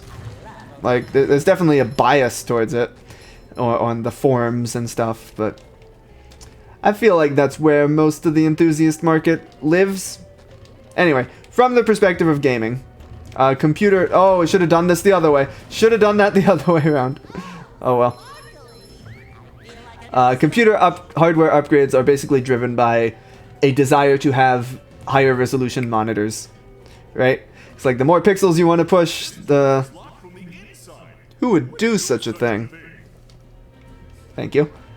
So yeah, do I want to do the C needle or do I want to go up? Because I'm pretty sure you can just do those in either order. You can do the C needle or you can go across the rooftops. I had a dream once, getting totally sidetracked here. Yes, thanks for noticing. I have been working out. What is that? That red thing. Is that his spatula? Or his, bubble? Aha! There's another golden spatula. I could really use it. What do you mean? Get His, Sandy to help me? jellyfishing net. It didn't... Oh, that gap looks big. Okay, I'm definitely not making that jump. How is anyone going to get across there? Uh-oh, more robots. Holy Dutchman's ghost! That gap looks impossible! And impassable! Okay, Those subtitles did not match. Sandy to help me out. Oh yeah, that red thing is his, bubble wand. Was it always a bubble wand, too? Hold on. Ah, I guess it was. I always pictured... I feel like I always pictured it as a jellyfishing net. Maybe that was, Maybe that was, what's it called? Revenge of the Flying Dutchman or something? We had a jellyfishing net? Or maybe I'm just totally making that up. Anyway, I kind of want to do Sea Needle first, just because it's right there. And I want to say you can do this in either order. Anyway, monitors. 1080 is outdated. I cannot stand a 1080 monitor. You got to go at least 1440. So you get a computer upgrade so you can run 1440. Then as probably some of you have noticed, I bought into the ultra-wide meme. So I got a 1440 ultra-wide monitor, high refresh rate. So you need an even better computer to run that. But beyond that, it didn't really make too much sense to me for a while now, and even up until now, to get a much better monitor. They've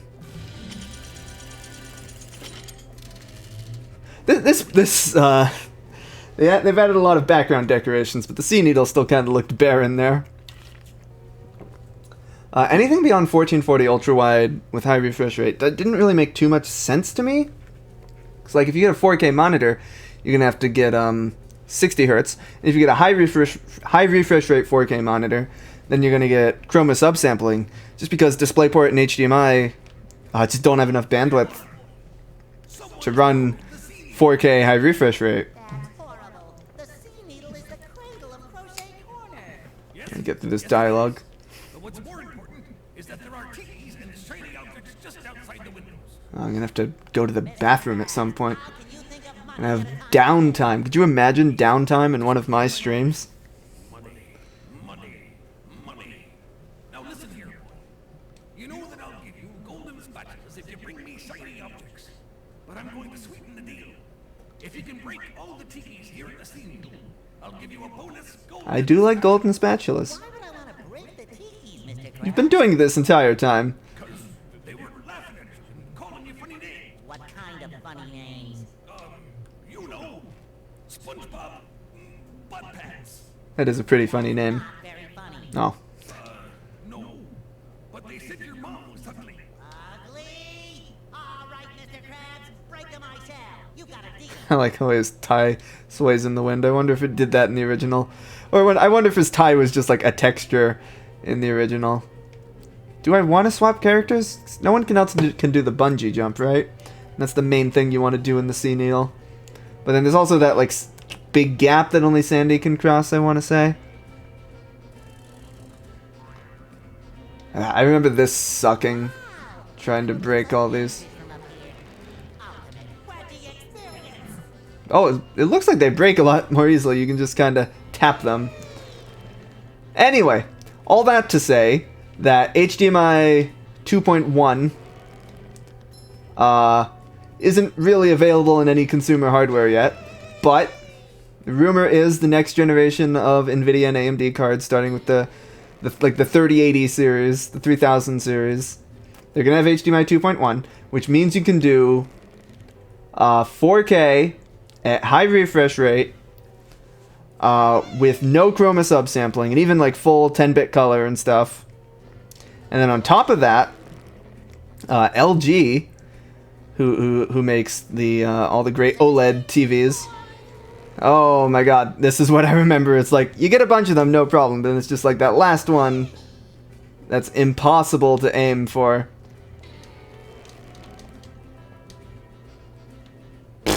Like, how do you even aim this? That's ridiculous. Oh well, it gives me more time to tell my story. The LG CX.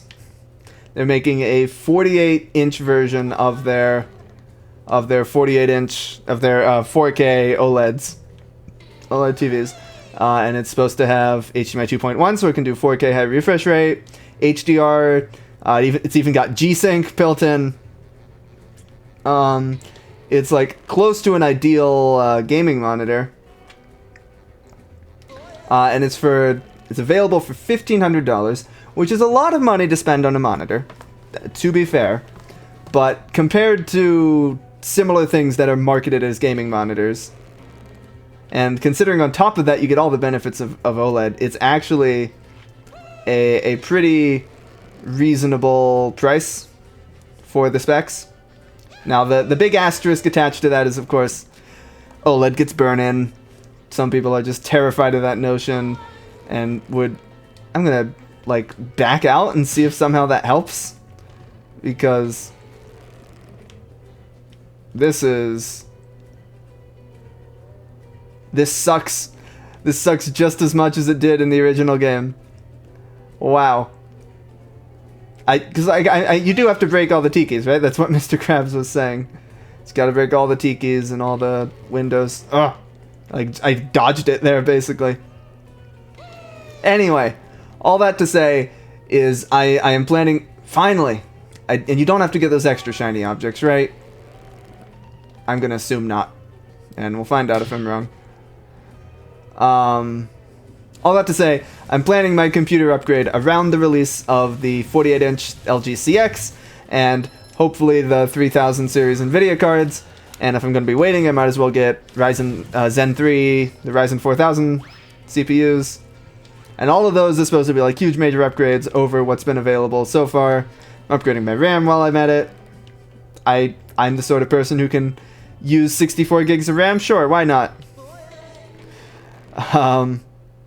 Anyway, all that to say, it's coming up to being a good time to upgrade a computer if you're looking for a overkill high-end enthusiast build. And you know, the 3000 cards will also be the second generation of RTX. So, you know, that's what everyone says. Like the first generation RTX, you know, not enough games support ray tracing. Ray tracing is such a big performance hit. Like, it doesn't make sense to get the first generation cards, but the second generation cards, like, obviously if performance is the thing you're looking for, you should wait to see the benchmarks and stuff. But just based off the rumors, it sounds like the 3000 series cards are really going to be something. And I'm hoping that the rumors that they'll be competitively priced come to fruition, because I don't want to buy a $1,500 graphics card. Like, I don't want to be that person. I'm perfectly happy to have an overkill computer. But I don't want to spend that much money on a graphics card. It's like 3 times the price of a console. That's too much money to spend on a graphics card. Anyway, I ran out of story to tell, and meanwhile, this still sucks. How does this still suck? Like, it's moments like this that make me start to feel like, hey, maybe the 5 out of 10 was justified. I have to like, again, people speedrun this game, so there's definitely gotta be some trick to this. I'm no speedrunner. I don't know if you've noticed, but I'm not a speedrunner.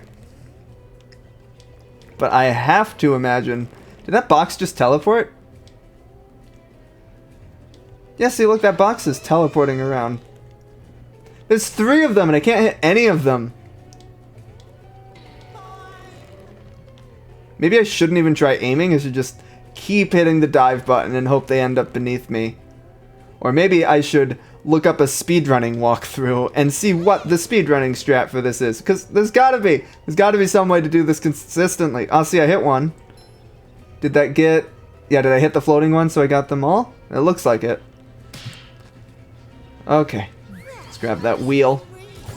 Number 1 in the Bikini Bottom scavenger Can't you, like, open this? Oh, yeah. Buttons. The buttons are, they're a lot smaller, and I feel like less vibrant. So it's a little harder to see the buttons this time around. Oh, this guy sucks. I really hate him. Oh, jeez. Okay. Phew. No problem. Bonk. I keep expecting you to have to like go up to the door and press a button, but no, it's just that button on the ground there. Like it's always been.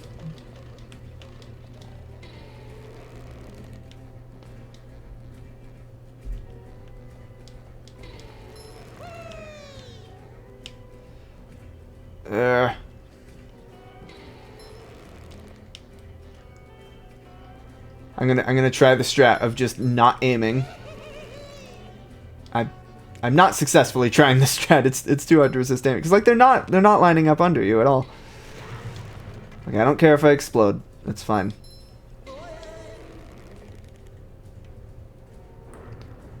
Oh, yeah. I guess if you just touch them, that will probably trigger the whole thing. You either touch the explodey one at the top or the, you know, the floaty one at the bottom, and makes the whole thing fall. But like, maybe I am totally missing something here. But see, I got the one in the middle, which does not get the one at the bottom. Okay, there we go. There's still 3 more.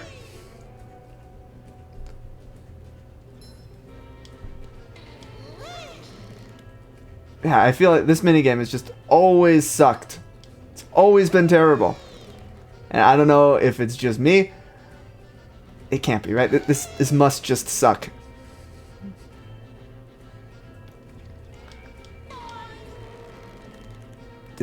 Nah, it didn't count as touching it, did it?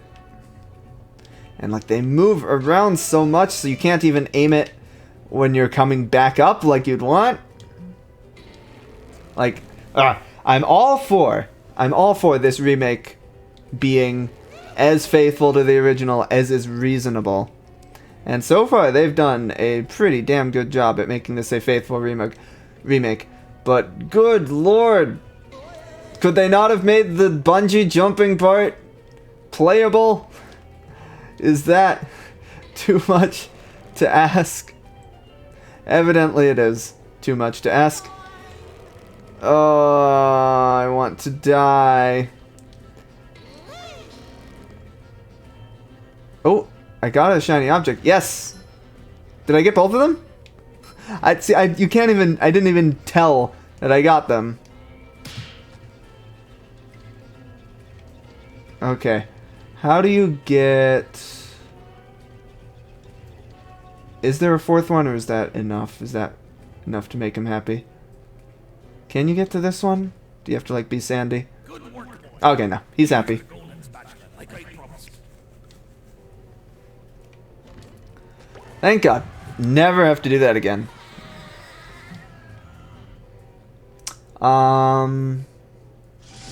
Yeah, I want to say there's something off to the south there, past these gaps. I wasn't seeing anything. Yeah, see, look, there's that... Oh, that's right, you have to use, like, the cruise missile. And there's, like, a button on the other side of that box, I want to say. Okay, we're gonna have to come back here. Oh, you can jump up there? I wonder if you could do that in the original. Well, we might as well find out. Let's see. Extreme bungee, that's gotta be it, right? Something this awful can only be described as extreme. We're doing science here. Is this weird hitbox here the same as it was in the original game? Can you jump? Yeah, it's like, oh yeah, there is geometry here. It wasn't just like a flat texture or anything. Whoop. Oh yeah, see, look, you can't really stand. Yeah, you don't really clip against it at all. So, there you go, speedrunners. Here's Here's a nice Pedro spot for you or something. Yeah.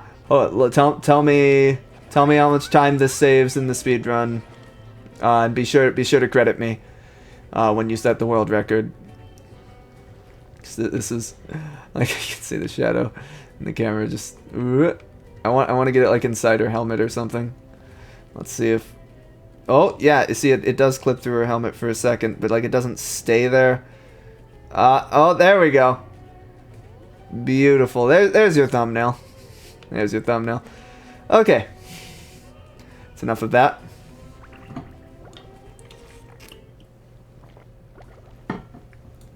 Yeah, see, every time you load a scene, it's never going to stop bothering me. But every time you load a scene, it like takes a second for all the like shadows and textures and stuff to fully draw in.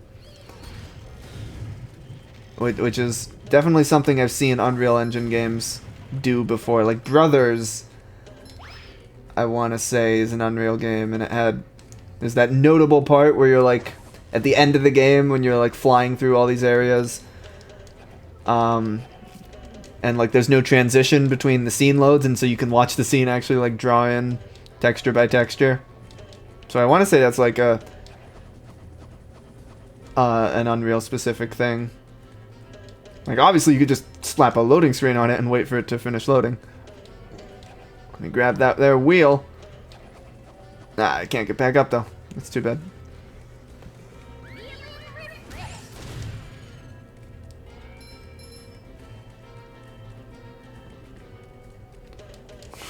Shut you my helmet now, answer me. Oh boy. Let's see. Was there... I feel like I saw something. Oh yeah, I just saw that spatula. It's at the end of the course. Oh no, I saw these, oh yeah, those, explodey tikis. I should have triggered those so I'd open up a shortcut. Oh well. Too late. This is a decent remake. This is a fantastic remake. Like, if you've been watching this whole time, you know I've got my fair share of nitpicks about it, but definitely no substantial criticisms. Like, the worst thing you can say about this remake, and like I believe that's what the poor reviews it's been getting have been saying, like the worst thing you can say is that it's too faithful to the original. Like it retains too many of the quirks from the original, like the awful bungee jumping part in the Sea Needle and that sort of thing. Is this? Yep, I know that. Oh, wait, we could chop in the air. What does that do? Does it do something special? Karate kick. Ha ha. Ha ha. And yeah, you can lasso tikis, which is probably never worthwhile, but whatever. Oh, that I feel like is a different animation. It was like a lot more sudden than I was expecting. Have you played this game all the way through before? If you watch my original Let's Play, you'll know it took a while, but yeah, I did eventually beat this game on YouTube. It took like 76 Let's Play segments, something like that. I'm hoping it'll be significantly fewer this time around, if only because YouTube has increased their time limit from 10 minutes to 12 hours. Yeah, the swinging physics are totally different, right? Like, it feels like there's actually physics to them instead of it just being a pre-canned animation, something like that. We definitely have to find out for science. Let's see. Oh, it's Jellyfish Fields. Here probably. It's probably a good place to jump. Got to sit through the PS2 loading times. That being said, I've never 100%ed this game. There were always just a few spatulas that it didn't feel worth doing. So they're just hard. Parts of this game are hard. Oh god. The window is so tiny, it's like genuinely hard to see. Yeah, I think you can just swing across here, and then yeah, there's a swingy thing there. Yeah, the physics are like way different. Like especially if you get up above it like that, That feels totally different. Like, just look at it to comp... Yeah, look at that! That's crazy! That... Wow. I'm honestly surprised I haven't seen the speedrunners complaining about that particular change. Like, wow, that is... This is one case where I will actually say the original is quite a bit better than this. That's... I don't like that actually at all. Oh well. Oh, there's a wheel over there. So wait, oh yeah, there's a box, so I can just get back up here. Ka-chow. Yeah, the original had more momentum. Yeah, it's hard to describe exactly what it is. Like the original definitely feels better though, which is strange. Whereas this one feels like it's trying to be physics based. I want to say, like when you're actually swinging, like once you've locked onto the. Yeah, like did they use, like it feels like they're actually trying to use a physics model, but then they're also like rigging it up with an animation or something. Because like once you're actually locked on to the hook, where is the box that box connects to? I don't know how to get back up there. Oh, you can just jump. Like once you're actually hooked on, like whatever, constant swinging speed, like whatever, that feels fine. It's when you actually connect with it and you like, you know, you have to go from being at some Jesus, I cannot make it into this hole. Oh, because you have to press the button. It sure looks like you can make it through that hole. Oh, I didn't even realize this was up here this entire time. Yeah, let me just close that. I'm not going to spend more time messing around with the PS2 version. I need your help. My TV reception has been terrible lately. I need to have someone. So yeah, it feels like they're trying to do some like weird physics-based thing that just does not work.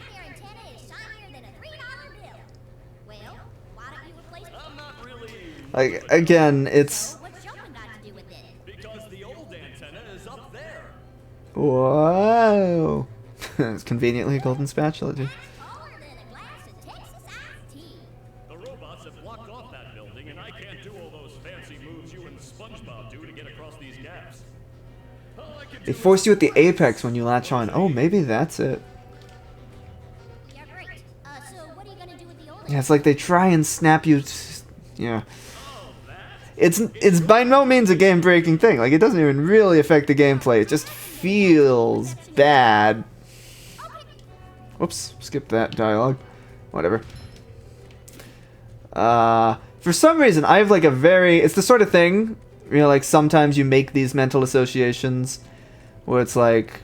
No, it's hard to describe. It happens a lot with scents, where like you'll hear a scent and it'll bring back a childhood memory. For some reason, walking behind this tower... to this bus stop brings back a very specific memory from the Let's Play, of all things. Oh, I have to be SpongeBob to hit that. Of the Let's Play where I'm comparing this game to like Banjo-Kazooie and Mario 64 and stuff. For some reason, that is one of those just weird mental associations that has stuck around in my brain. Whoa! I was not expecting that, actually. I forgot that happened. But the weird thing about that mental association is like normally it's just like a weird childhood memory and you're not even sure if it's true or not. But in this case, it's on video on the internet with probably like 80,000 views for no reason. So if anyone wants to go verify that that's true, that when I was at this part of the game in the original Let's Play, I was talking about comparing this with Banjo-Kazooie and Mario 64, you're free to do that. That's probably not really a worthwhile use of your time. But that is definitely something you can do. So that's neat. Oh no. Who's it gonna be? That's that guy. We already saw him at the sea needle. The infinite flower glitch. Oh, this cutscene's about the same. I remember her flying into the thing. Definitely looks better. I'm I'm not sure what you're talking about. The infinite flower glitch in the wharf level? There is no level called the wharf level that I can think of. There was... I remember you could, like, set it up in the, on Sand Mountain. You could, like...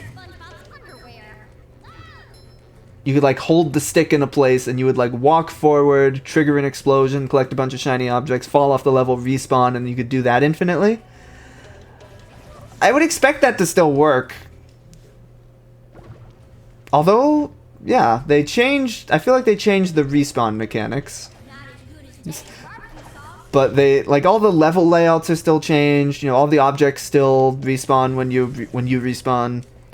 But it might not respawn you in the same place.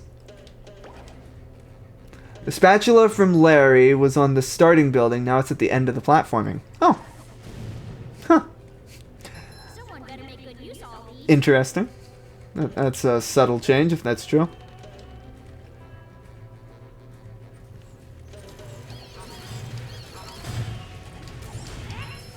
Yeah, there are definitely people who have spent more time with Battle for Bikini Bottom recently. Again, I have not really played it since I did my original Let's Play back in the day.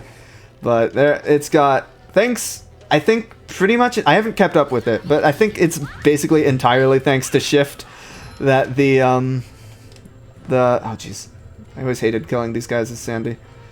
So they just chase you relentlessly like this. It's like, oh, I gotta get good leverage to do that. Oh, they made the crab spatulas more expensive? Oh, no. Childhood Pie Man would not be pleased with that change.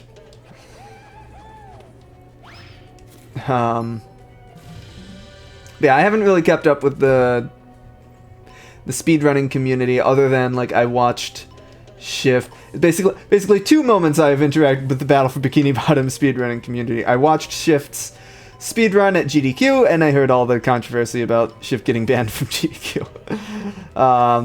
I considered spending time talking about that, but... Yeah, just... Oh, when you have to do a bunch of these in a row like this, it does not feel good. Oh, no! No, no, no, no!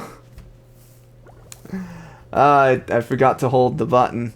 I gotta do that whole sequence again. How long has it been out? It released on Steam at 1 p.m. Eastern. Like, the same time Steam games always release. Like, it's 9 Pacific, I want to say. Because Valve is from the West Coast. So I basically started this stream... Yeah, the respawn screen with, like, the loading screen and stuff is really weird that it was not like that in the original. But yeah, I started this stream as soon as the game came out on Steam. That being said, I want to say the console versions definitely came out sooner. I don't know the exact time. Like, it doesn't matter now. The game's out everywhere now. So I don't remember the exact timings. But I want to say it was like Xbox came out first. And then PS4 and Switch came later. But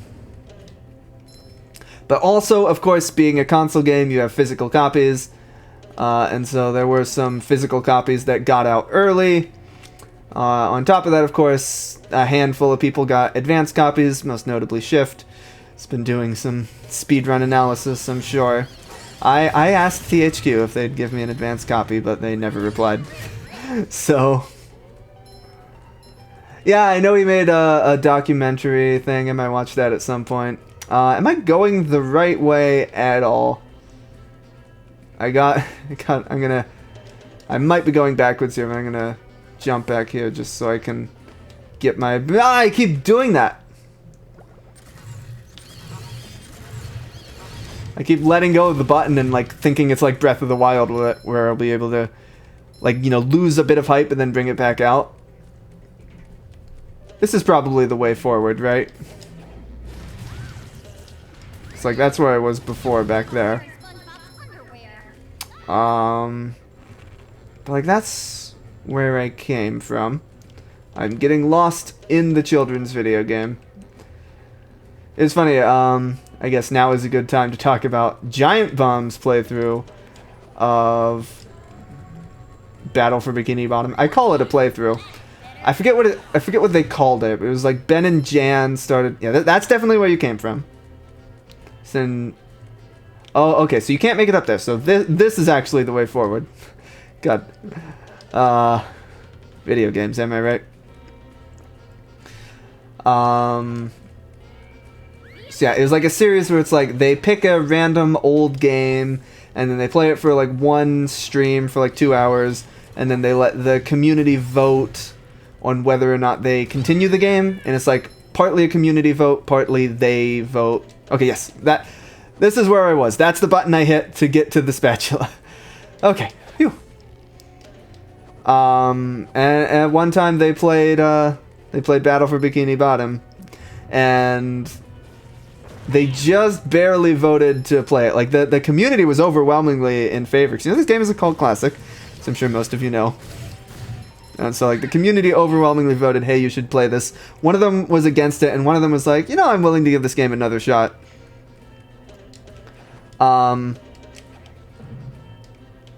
I have gotten that wheel, or did I have to go? Yeah, I could probably get it from here. Yeah. Exploration. It's an exploration game. So yeah, like the community obviously wanted them to keep playing it, but they were like hesitant to, because, you know, it's a dumb old kids game. Who needs it? And like they spent the whole time talking over the cutscenes and stuff, which obviously I'm doing as well. But I've also heard these cutscenes plenty. They're not new or anything. And so yeah, they went to play it a second time as promised, as the vote decreed, and they were just not paying attention at all. They were in downtown Bikini Bottom. Sorry, I think they got to the end of downtown Bikini Bottom. Like they got to the end of this part where you do the showdown in the lighthouse or whatever, and they like got through that part at the end of the first stream, and then the start of the second stream, they just didn't know where to go because they were out of things to do in downtown, and they didn't know they had to go back home. And so they just spent the entire time lost and confused in this children's game, and like not even really trying to play it successfully, which like, and yeah, they were basically trying to sabotage their own run because they didn't want to play the game, which like, yeah. I'm not going to be one of those people who's like, oh, the internet person doesn't play the game I want him to play. But it's like they specifically had a show concept where it's like the community votes on what they play. And the community, unsurprisingly, overwhelmingly voted in favor of Battle for Bikini Bottom because, spoiler alert, Battle for Bikini Bottom is a great game. Preaching to the choir here.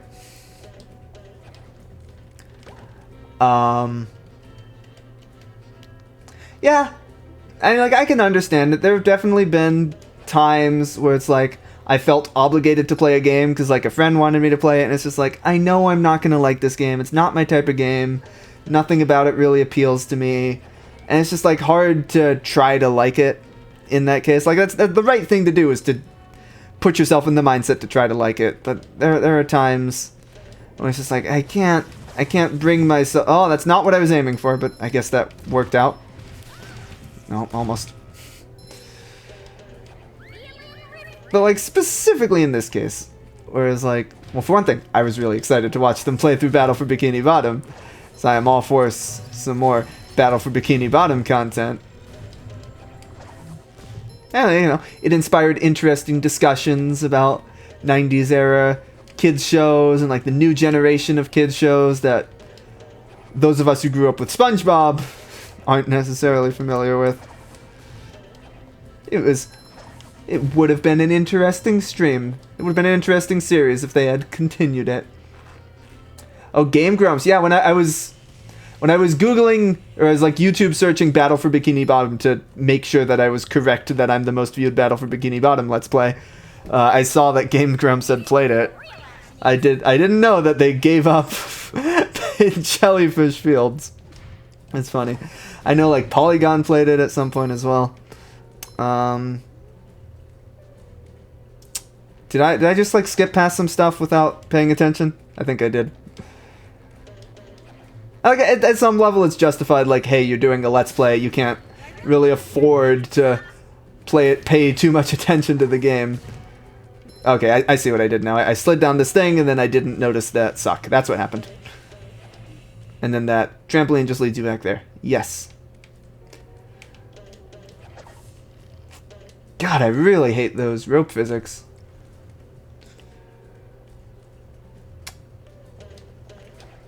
This sucks. This sucks. I don't like this.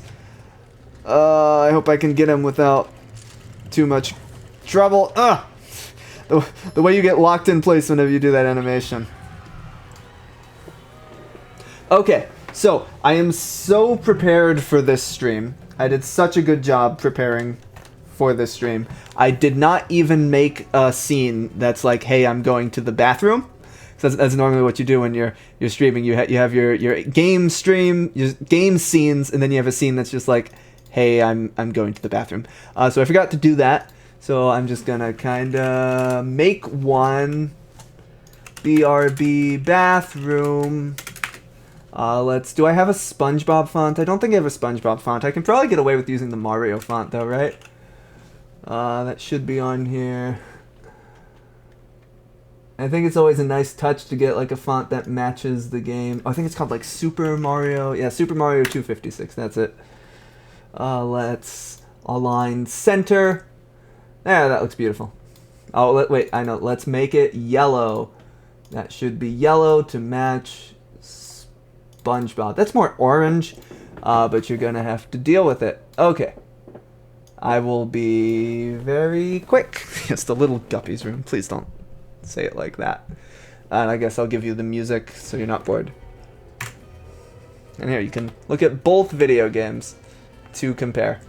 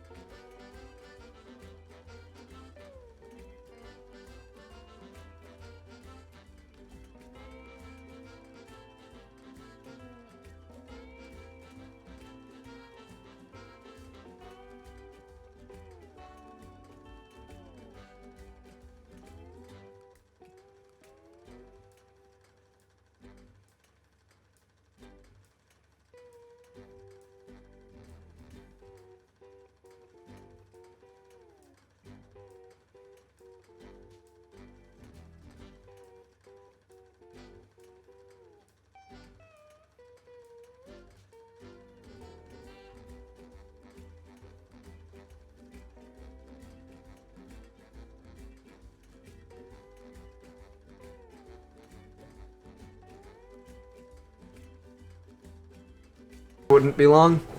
Oh wait, I lost the... Where'd the text go? Oh, it's because I switched the thing. Oh no. I went through all that effort to make the BRB bathroom thing, but then I switched to the PS2 view, and so I lost it. Oh well. Hopefully I didn't confuse anyone who came in during the couple seconds I was gone there. Anyway, okay, yeah, it makes you be SpongeBob here, so you can hit that thing. Hopefully this will be the true test if I've evolved as a gamer. If I can do the lighthouse gauntlet without too much grief. Is there something behind the lighthouse? If I were, yeah, I was like, if I was making this game, I would put something behind the lighthouse. I haven't been paying too much attention to my audio monitors. I don't think I've been clipping or anything. That's always an issue with my streams. It's like I never put enough time into getting the audio working. Ready, set, go. I feel like that sound effect is new. Haha. Joke's on you. You're not going to make me fall.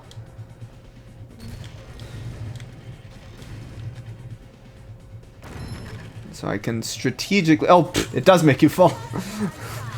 Joke's on me, actually.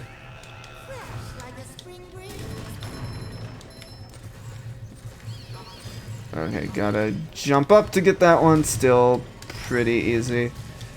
But then you have... Oh, tartar. No one likes tartar. Is that all of them? Yeah. See, that thing falls eventually. Ah! Wasn't quite aligned.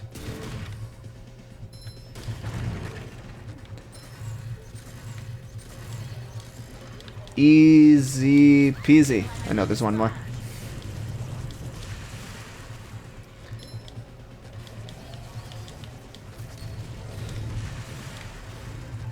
Yeah, this took Giant Bomb like a few tries, I want to say. It's largely just a factor of, are you paying attention enough, or... Okay, well, if I die to the... What are those little guys called? The little Goombas? I feel like they have a fun name, I want to say. Can I get this without, like, exploding? Nope. That's fine. And yeah, it makes a bunch of trampolines. You can go up and get a suck. Oh yeah, like all the things transformed into puzzles. I vaguely remember that. Now that you mention it, that was a fun detail.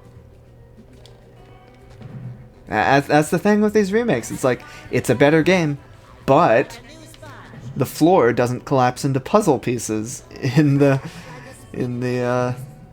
lighthouse gauntlet. I wonder if you could stand here in the original, huh? Huh? Did they add new speedrunning strats here?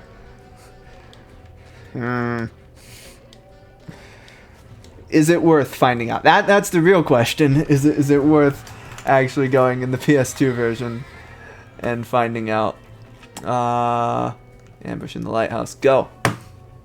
So I'm gonna have to actually do the gauntlet, aren't I? Might as well.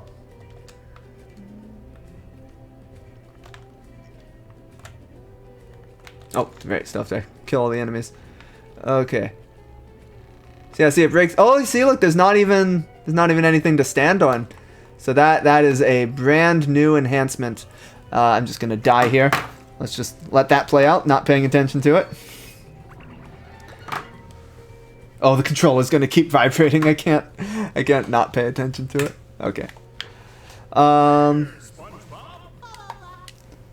Yeah, so this is like where Giant Bomb got to, and they were just completely lost.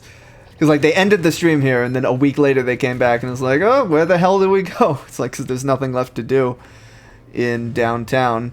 I'm guessing I probably missed a whatchamacallit, a wheel. Oh no, I actually got all the wheels. Cool. I don't think I did in the original. I think I probably missed one somewhere. Is there a sponge ball around here somewhere? Because I just want to go back to Mrs. Puff. I guess you could warp or something, but... Whee! That's not worth trying to do. Oh, but yeah, I can break these things finally, like I wanted to earlier. Oh, God, there's another one. That was satisfying. See, I feel like it's harder to tell that the underwear is transparent in this one. It isn't a huge deal. Yeah, there's lots of little differences. I'm impressed. How did you find? Well, there were these robots. I met Sandy, and the lighthouse was... Okay. Sorry I asked. Here's the golden spatula. Thanks, Mrs. Puff. Now I'll help you guys out. Oh yeah, I think that's what they did. Is like they were trying to find all the wheels or something. It's like that's what they thought they had to do. You don't have a driver's license. Oh, don't I? No, you don't. Well, if I don't, then what's that? Oh yeah, what could that be? I wonder what that looked like in the original. I don't remember if I even got all the wheels. Oh God, I'm really close to the mic. Ah, sorry if that was uncomfortable. Hey, another achievement. Excellent. We're making good progress. Still got energy. And it looks like my estimate of this being like a 12-hour game or something. It's probably gonna be decently accurate. Oh, you know what we haven't done? We haven't gone to Squidward's or Patrick's house. We might as well do that, right? So I totally forgot you could do that. Robots ruined a perfectly relaxing mud bath this morning, and now you show up. Can my day get any more dreary? I am so sorry, Ah, see, look again. Like, there's this super strong depth of field effect on the background, but then the fire, I'm pointing at it as if you can see anything, the fire is just totally crisp. Like, the logs are blurred, but then the fire licking over them is not.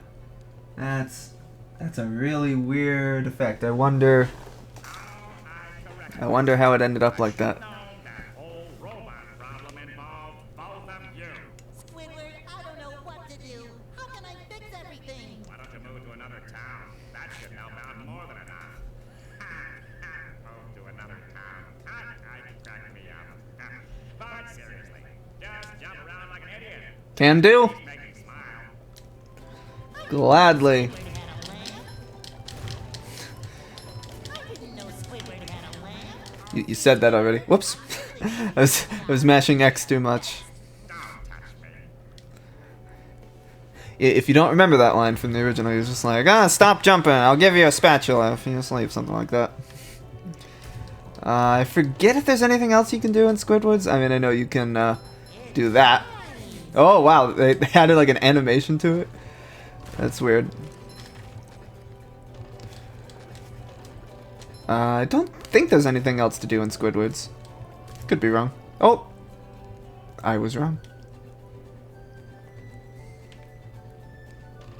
Ta-da! We'll be glad to have this back. Okay. I forget even what's in Patrick's rock. Living under a rock. Now that's the life. Very little, as it turns out. Should at least have a TV, right? That's like classic Patrick thing. You! Patrick needs to do laundry. God. At some point, if this stream goes on for long enough, it's going to devolve to singing songs from the SpongeBob musical. Spending all day, my favorite... I need the lyrics, I don't remember how it goes. Fortunately for you, I don't remember how it goes, but he sings about sitting under his favorite rock. Yeah, I shouldn't try to sing, that's a terrible idea. Anyway, on to what is maybe my favorite level? Goo Lagoon? Like, yeah, that's probably my favorite level, right? It's definitely up there. I'd have to think about like what the other levels even are. Oh, yeah, we could even go to Poseidome if we wanted. But that would be premature. God, every time I look at my OBS window, it's like I'll stare at it for a while and it'll be fine, but then like I just go and glance at it and it's like, oh, that's not running great. Like maybe it's just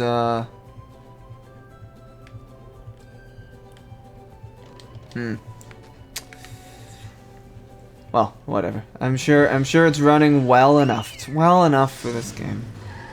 Again, the performance of the actual game is fine. Don't judge the performance of the... Oh, see, look at that texture load in. Sun-drenched beach of sludge at the bottom of the sea. But all is nowhere beyond paradise.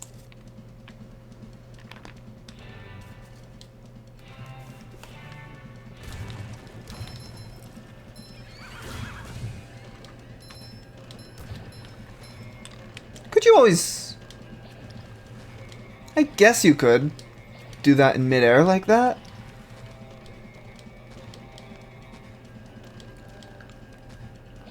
Yeah, it's especially weird because this game is running off an SSD.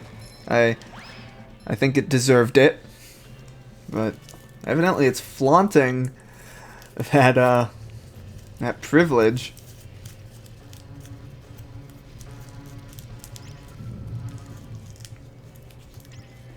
Yeah, I have no idea what the console versions are like, other than that I've heard the Switch version doesn't run super great. Monsoon. Oop. Could you always do the thingy after a jump?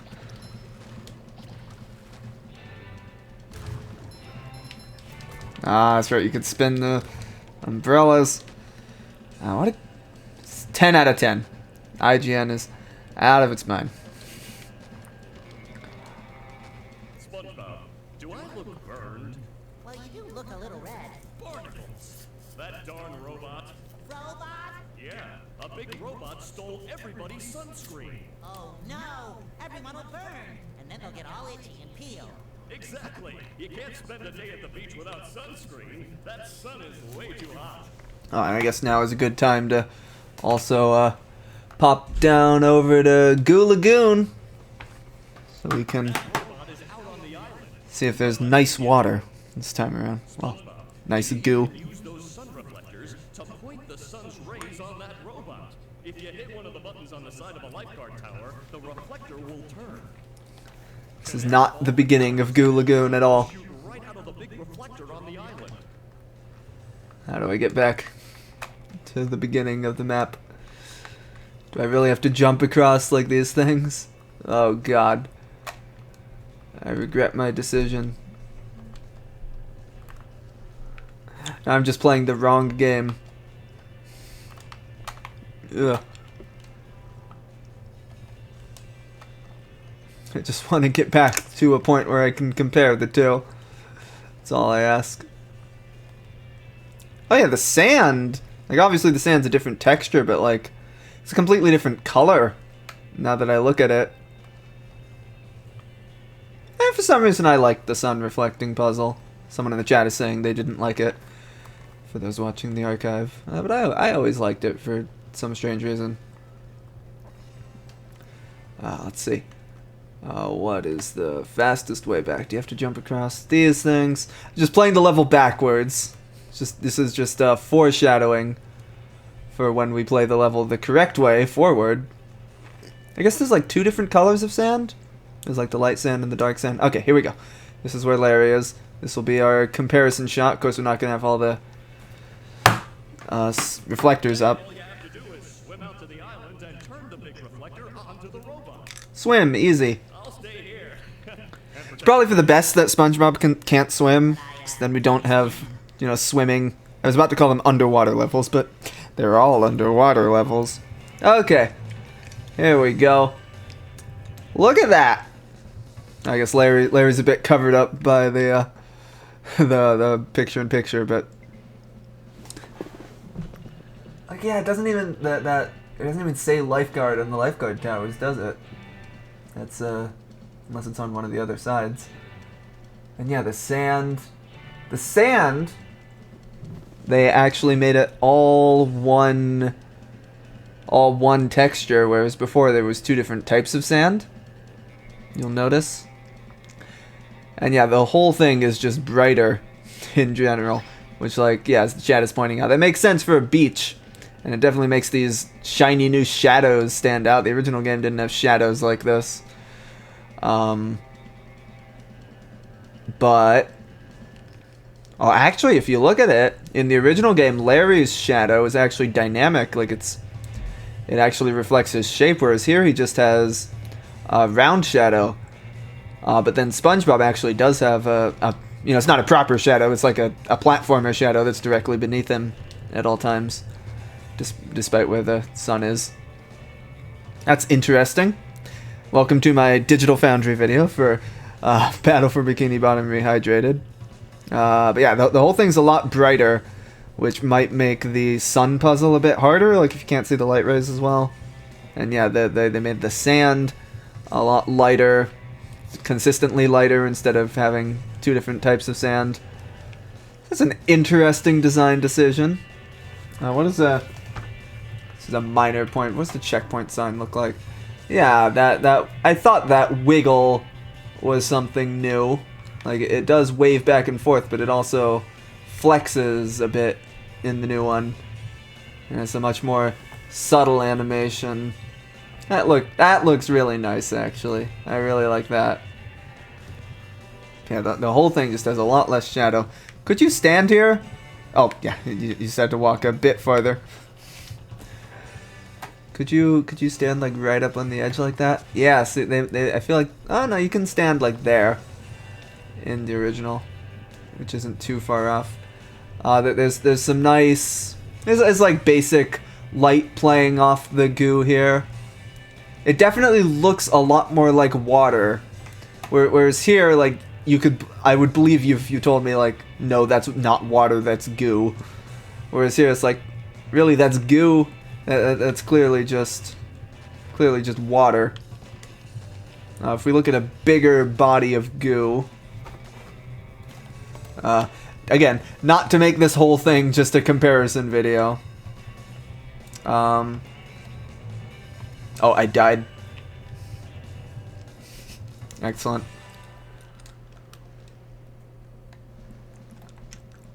Yeah, actually, they added like more animations, I want to say. Oh, yeah, it's just kind of a different look, but you can definitely tell the new goo, it plays off the light a lot more, whereas in the old game it was just a, you know, like an animation playing off. It's not dynamic in any way, so it definitely looks different. I'm not gonna.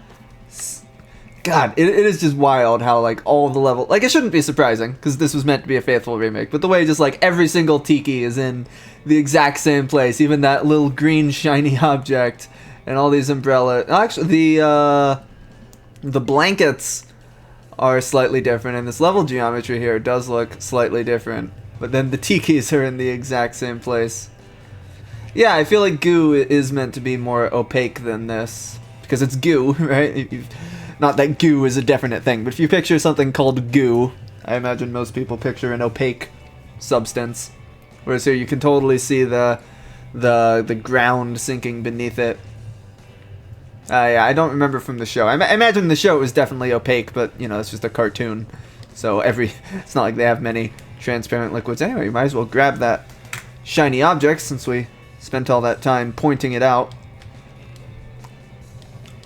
Or not. Maybe we don't need to grab the shiny object. Oh, come on. Now that I've said it, I have to do it. Maybe it's not even worth double jumping. I feel like I always instinctively double jump, but this is totally a time to just do a single jump.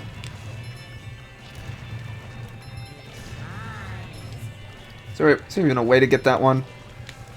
Oh, I guess since you can do the thing after. Yeah, that's not worth it. It might be possible, but... I'm aware. I'm perfectly aware. Okay. Where does this light puzzle even start? Like, where does the light first hit?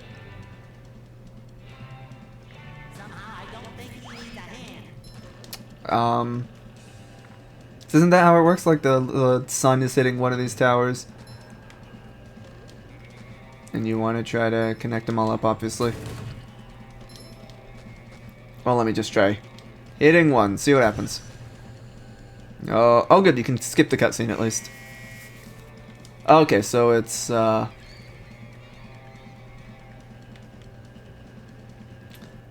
it's coming from.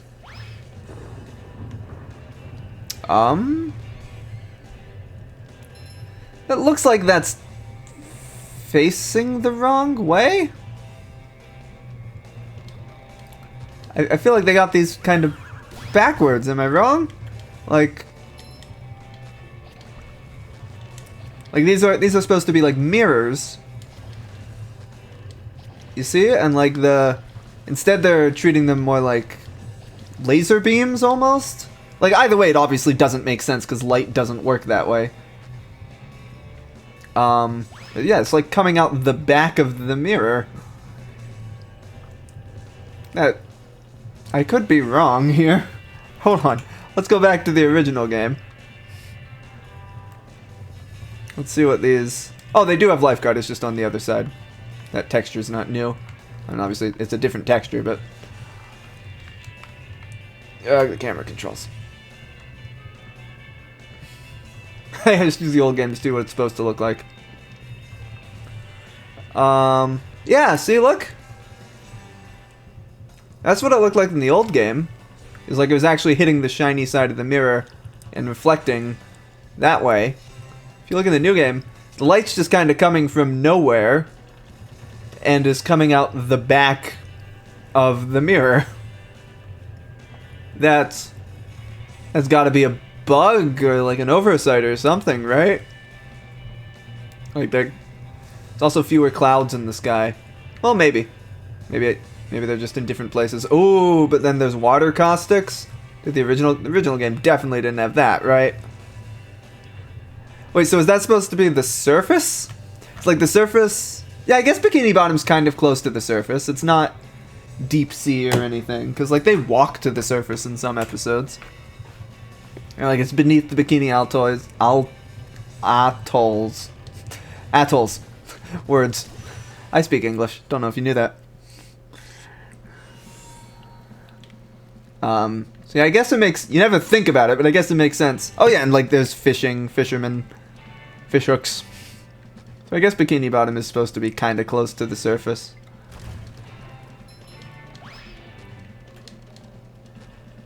Yeah, you were right. I should have looked at the old game to... Nope.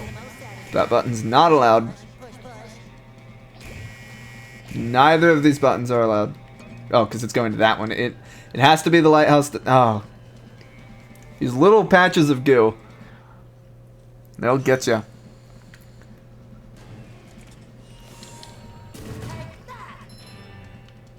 Okay, we gotta make our way out to that lighthouse now. It's not a lighthouse, it's a lifeguard stand. Let's try that way. Nope. It's like, are all the... Yeah, it sure looks like all the mirrors, all the reflectors are like backwards the way they should be. That's weird. Ta-da!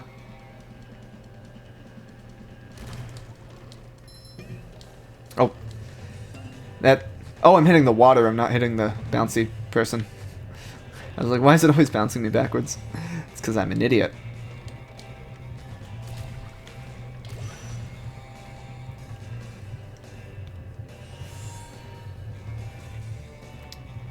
Damn. This is the part where we check the original game. Is it supposed to cross like that, or is it supposed to go the other way? I'm cheating.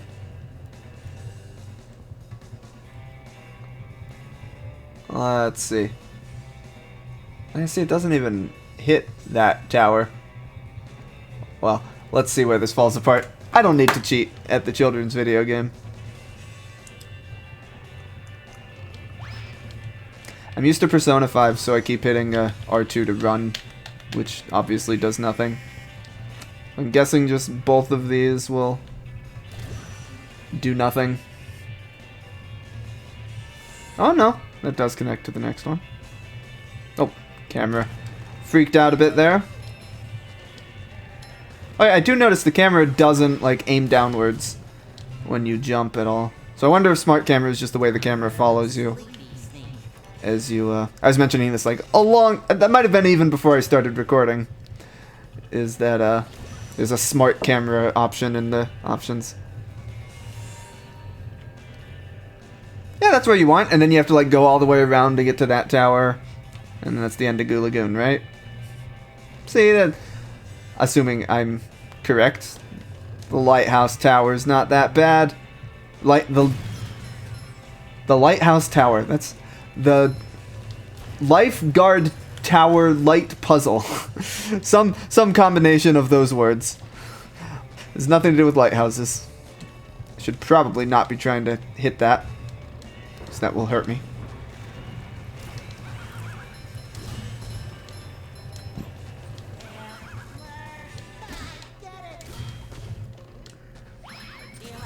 Oh, you need to stop existing. I wish I was Patrick so I could do whatever that thing does. Do I have to go... Is there a more convenient... Oh, there's a bus stop right there. That is quite convenient, indeed. Ah, man. Something about Patrick. Patrick just looks... Like SpongeBob, he's got his... Here, if we switch back to SpongeBob... I feel like SpongeBob is hard to... Oh, jeez, that just whipped around like that. I feel like SpongeBob is kind of hard to get to look nice in 3D. So, you know, he's this weird square thing, and he's got these holes. He's got his weird spindly legs. Like, just something about him doesn't feel quite right. Like, maybe it's because I want an outline. Like, maybe I want him to have a black border or something like that. But Patrick... Jeez, the camera always whips around like that to, like, the worst possible angle. Patrick somehow just looks absolutely perfect in this game. Like, that is just exactly what Patrick should look like. It's utterly fantastic. His side profile? Like, if you asked me to draw Patrick's side profile, I mean, I'd do a terrible job because I can't draw. That's not what I'd imagine it looking. Oh, I'm sorry. I'm sorry you had to see that. Let's just move on, shall we? Right, I was trying to hit that button up here with the watermelon.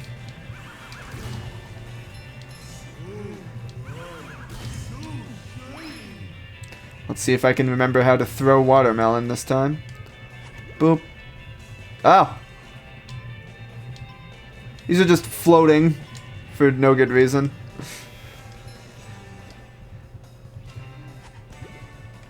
Like, at least some of the other floating platforms have, like, little wheels attached to them. So it's, you know, implied they're floating in the water. These are just floating.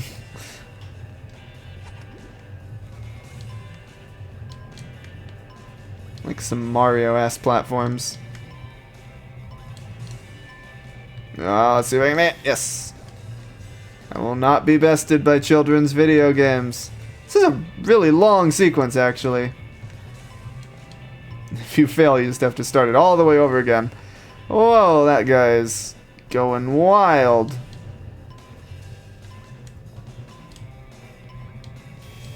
And all that for a sock. Yeah, I guess I should have expected. Got an achievement for it, though, so I guess it was worthwhile in the end.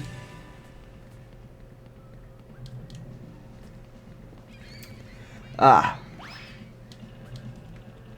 Let's see. So yeah, that's all the stuff I did. I think I've run out of things to do in this first area. And if you were with us a few moments ago when we walked through the entire level backwards, you'll know what we have in store. That's right, you have to like collect all these kids.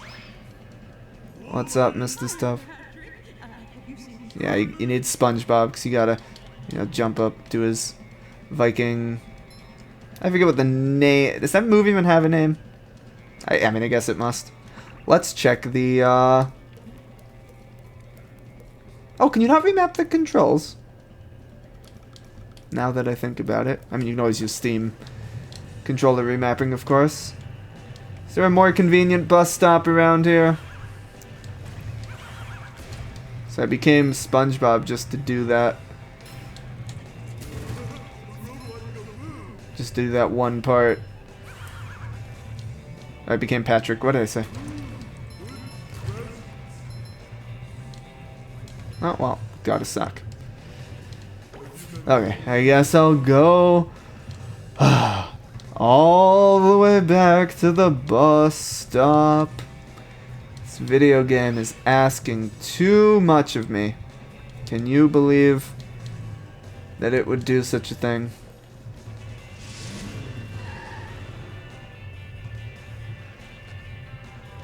Okay.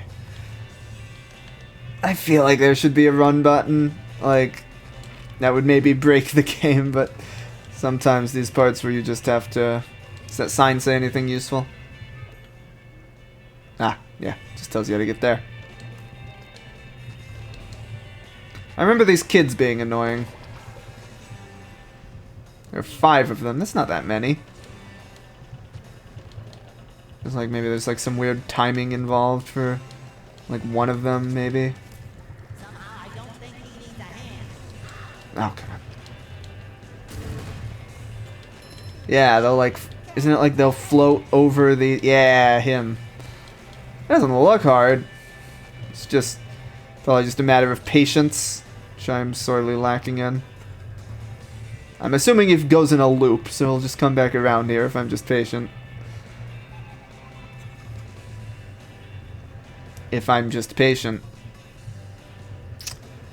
Yeah, it's probably the problem is I got impatient and I just tried chasing after him.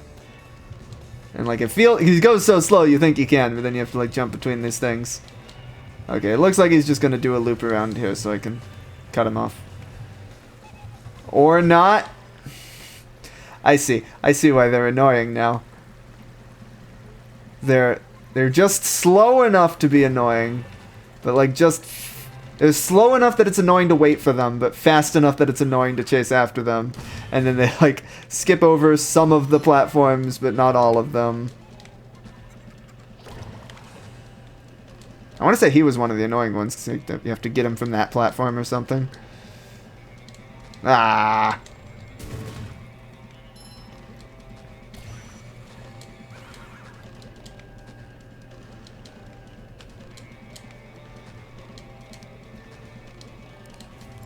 Oh, that did not.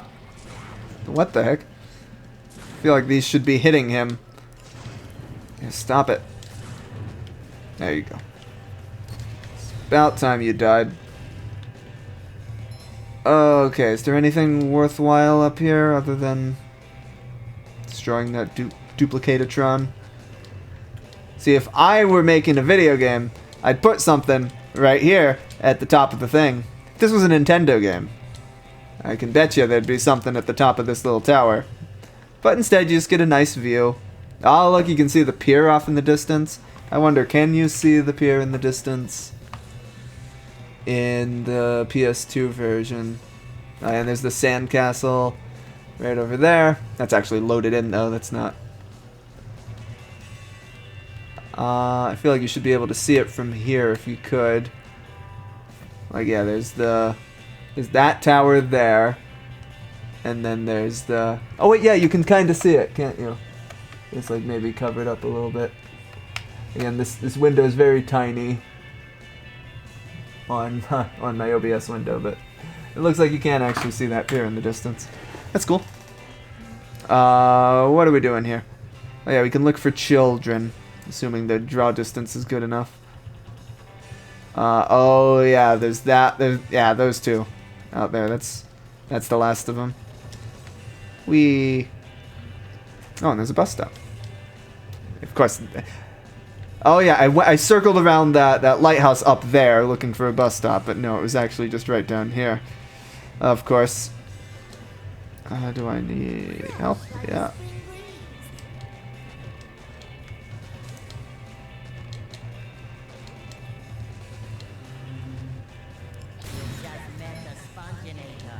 Did he have that line in the original? I feel like he didn't. I feel like that's a new line.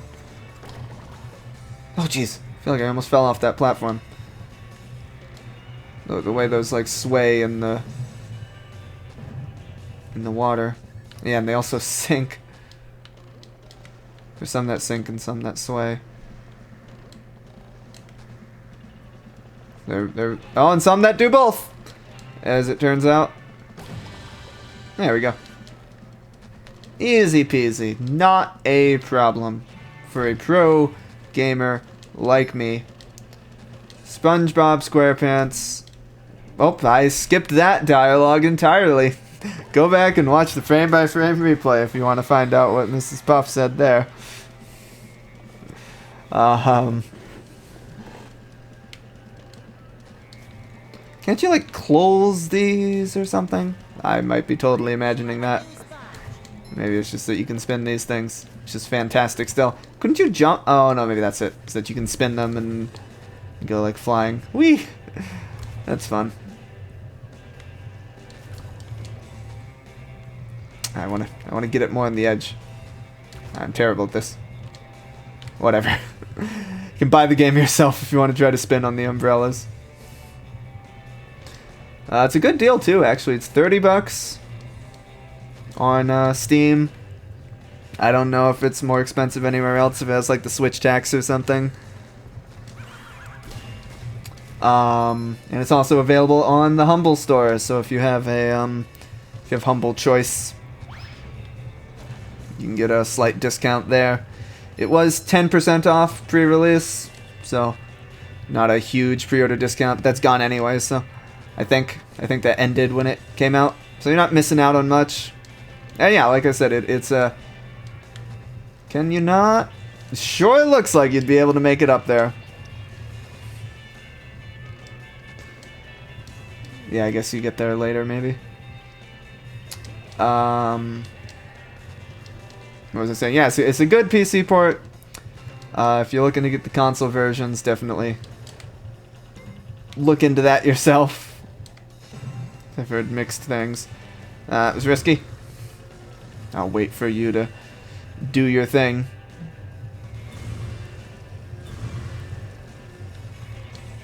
Excellent.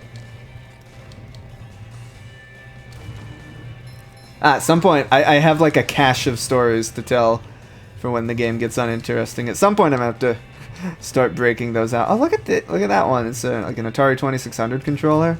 Was that in the original? Wow, look at these. I like how my immediate instinct was to try to destroy them because it's a video game. That's what you do. You destroy sandcastles because you're a terrible person. Oh wait, I didn't want to destroy those. I wanted to try and jump on top of the sandcastle, probably, right? Oh, there's this, whatchamacallit. God, it's so bright over here. That's weird how it gets less bright. Yeah, I guess we're in shadow here. Yeah, I want that sock. How do I make those things respawn? I know a good way. Let's die. Guess I'll die now. Can you die this way? I feel like I've died from the water. From the goo, sorry. Oh, there should be something here that can kill me, right? Like these things. Can you jump on them? Yeah, that'll hurt you. There we go. If you land in the water again, that'll kill you. Oh, and it respawns you here, which is not a place I've been. You have to, yeah, these guys are always annoying. You have to like hit them dead on. Yeah, it feels like you should be able to get up on top of these guys. You have to like jump from something? Oh, no, right. You destroy this one and then you jump across these. And then it's like a timing thing, 'cause that's going to destroy them. Yeah, video games. Oh, nick of time. See, that was fun. Okay, what's up, Bubble Buddy? I heard that you were collecting golden spatulas. Yes, Bubble Buddy. Sure am. Yeah. Have you seen one? Why, yes. We were having a sandcastle contest, and somebody put a golden spatula on the top. Is that illegal building material in a Name it Fort Patty Town. sandcastle competition? Fort Patty Town the Third would have a big bake sale every Monday. The golden spatula? Oh, at the top of the sandcastle. Bubble Buddy looks weird. Easy to reach. Like, he looks weirdly aliased, or like... Yeah, I don't know what's up with that. Well, perhaps you should see for yourself. I also hope there's not too much background noise. Again, I haven't really tested my audio. We've been going for 3 hours now. Haven't really tested my audio at any point. I just did like a lazy compressor with like the default settings. I wonder if you can actually hear the sound of the PS. Jesus! I forgot that happened. Because like right now the noisiest thing in this room is the PS2 disc drive, because I've got Battle for Bikini Bottom constantly running.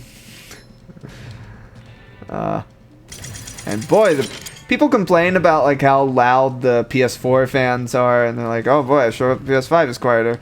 But man, the PS2, its disc drive, that was a noisy console. Oh, why'd I do this? I don't want to be here. Oh no! Oh jeez. Oh god.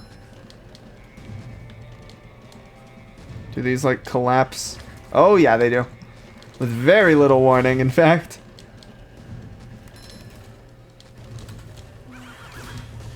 Ah, if I was Patrick, I could get to that sock, maybe? Oh, God.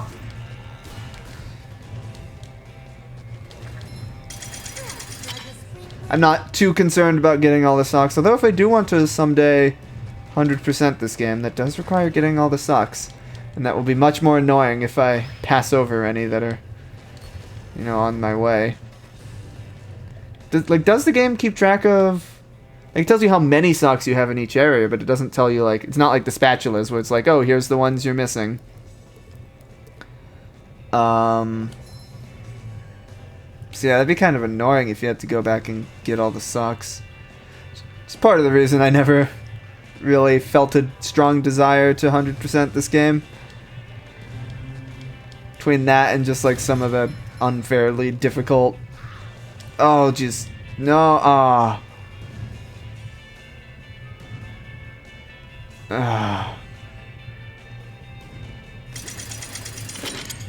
Okay. Back we go. Guess I could have switched to Patrick, but can't be bothered.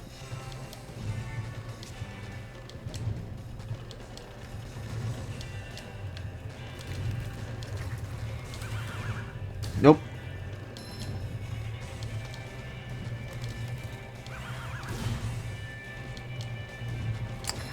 Okay, how's this for a segue?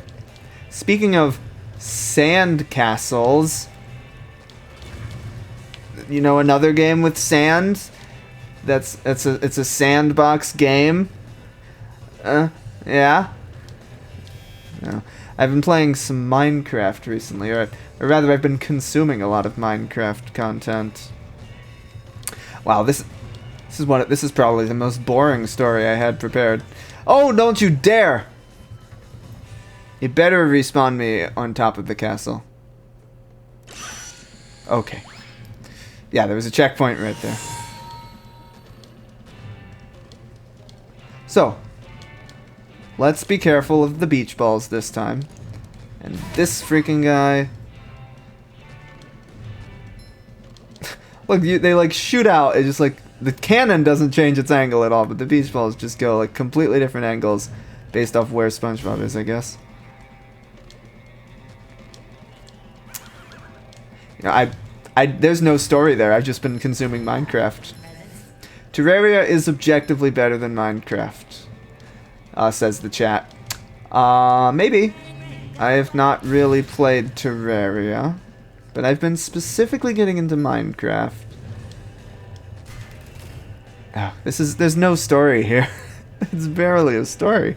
It's like, hey, I've been playing this video game recently. I have very little to say about it. I've been watching Ethos Lab, who I watched way back in the day. He's been doing like the same Let's Play series for like, I don't know, like 7 or 8 years, something like that. He's been on the same world for most of it. So yeah, I watched that back in the day, and I've been... I don't know why I went through all that effort. I'm at full health.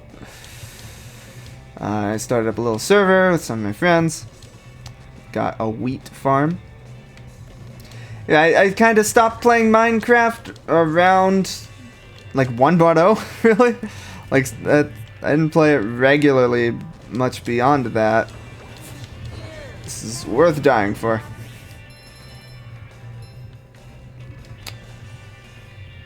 So, like, I've kept up with some of the updates. Like, it's not all brand new to me. I still watched a few Minecraft YouTubers here and there. But I have not really played Minecraft regularly since then. Guess I'll destroy this thing. Why not? Oh, I know why not, because that sends me back here. Why did I do that? Oh, I hate myself. At least there's nothing shooting at me this time around. And I was like, oh, there's a duplicatatron I didn't destroy. I didn't destroy it, because I did destroy it, but then I died and respawned, and it was back. So I was like, oh, I better go destroy it. How foolish of me. How utterly foolish. Anyway, Ethos Lab is actually still fantastic. He makes cool... He makes, like, practical redstone contraptions for the most part. Which is neat, like farms and stuff. That's the stuff that interests me in Minecraft, is all the ways you can fight the game to automate it. It's like Minecraft certainly has ways to automate it, and there's mods and stuff, but, you know, just talking about vanilla Minecraft, it feels like a lot of times you have to fight the game to try to automate things the way you want. Hello, Gary. What's And new? that's kind of fun. I don't think my Minecraft fixation will stay for too long. Squidward bought a new sweater. Oh, he's so crazy. The Nether update came out today. It's very excited. They had a new tier of tools, even better than diamond tools. There's netherite tools. So that's fun. They added a bunch of... Nope, that's... What are they expecting you to do here to get that? Do they want you to go all the way across and then all the way back? That's ridiculous. That is not worth underwear. It's not like a... Yeah, there's no expensive shiny objects or anything. Ah! I was like, oh, what'd that do? I didn't see anything change. But then... Oh.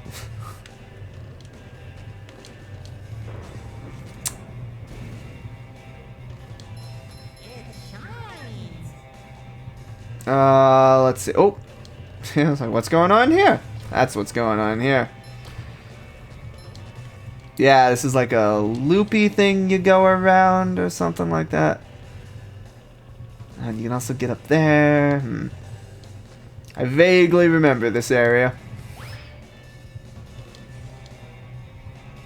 I don't like that. Thank God for the double jump. We already established that you can't destroy those. I don't know why I tried. How do you get up there on that ledge? Do you have to go to it from a different... Oh, why'd I do that?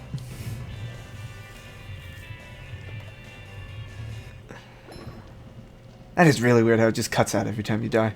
It throws me off every time. So the original game did not do that. Like, the music continued and stuff in the original game. How do you get up there? Is there something back there? Can I even get back here now? Yeah, I can. Oh, no. No, you don't. Oh, God, I hate this. I don't want to be here. I don't want to be here. I don't want to be here. Ah. Yeah, I don't see any way up there. See, I bet when I first did the Let's Play, I would have just completely ignored that area. It's like, it's not worth getting up to.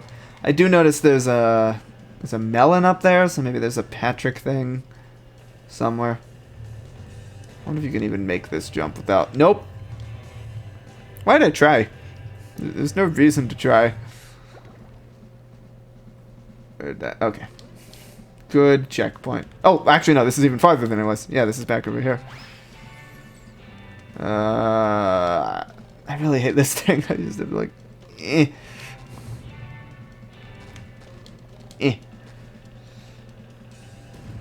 Oh, does it want you to jump across those tikis? Oh, I really hate that. I definitely wouldn't have done this when I was younger. Oh, oh. In case you were wondering if I'm any better at this game, I'm at least more inquisitive. Feel free to go back and check the original Let's Play, see if I even tried to do this. I bet you I didn't.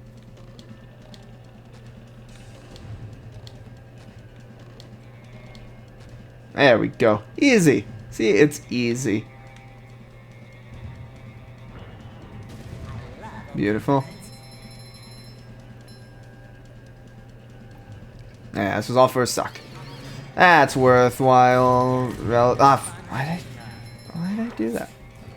Patrick will be glad to have this back. Okay. That was a good diversion. Now look, we even get our health back. It's all worthwhile. And I never even died, so far as anyone needs to know. Okay, I'm gonna wait for it to... There we go. Children's video game.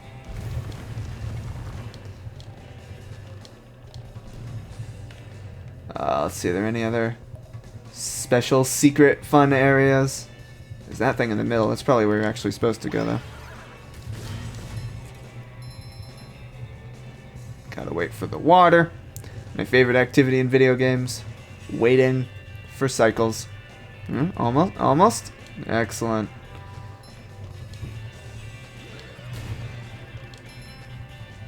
Fresh like a spring breeze.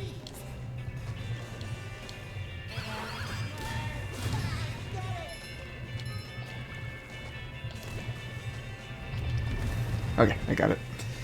Excellent. Oh, look, it just falls one after the other. Ah, and then that one falls. Okay.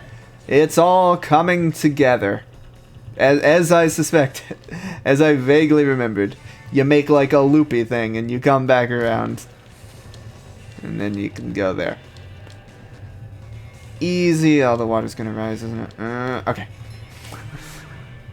Nope. No, no, nope. Perfect. Beautifully executed. Oh, there's a switch here. See, I feel like those, well, it's gone now, but those little icons on the ground are a bit harder to see in the remake. But whatever. Still not difficult. There we go. 21 golden spatulas. Let's see. Am I correct in remembering that there's 100 in the game? And I was like, you need 70 to beat the game? 70 or 80, something like that. So, if we're 3.5 hours in... Well, we're 3.5 hours into live stream, 3 hours into the recording. So, like... Maybe if I wasn't dilly-dallying so much, we would be able to, This game is beatable. 75, yes. Somewhere in the middle. Gotta be Patrick here. Man, the pier. Pier is such a cool... I feel like this is worth comparing, right? See, if I wasn't taking all this time to compare, we might actually be able to, might actually get this game done in 12 hours like I originally planned. And then it could just be a one-segment Let's Play. And no one would be upset about me uploading 5,000 Battle for Bikini Bottom videos. Look at that, though. I think this just speaks for itself. Like, it's so remarkably similar, but just so much more detailed. And like, there's the weird changes. Like, they changed the color of the sand. Why'd they change the color of the sand? I don't know. Okay, let me switch to Patrick so we can compare. He's a pretty simple character. Doesn't really change much, but I think the lighting, like the more cartoony lighting, helps sell the Patrick look. He looks less like a video game character and more like, hey, here's a cool kind of stylized Patrick. Anyway. We'll see how far we get by the time we beat Robot Patrick, but I'm guessing this is actually going to end up being 3 segments as I thought it might.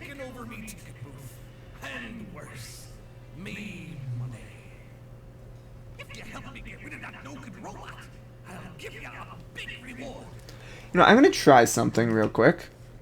This might be a mistake, but I'm going to, instead of using display capture, I'm going to use game capture. I feel like game capture rarely works for me properly. Oh, the exe is called Pineapple Win64 Shipping.exe. Excellent. Yeah, let's see if game capture works any better than window capture. I feel like people usually recommend using game capture, but I found like it...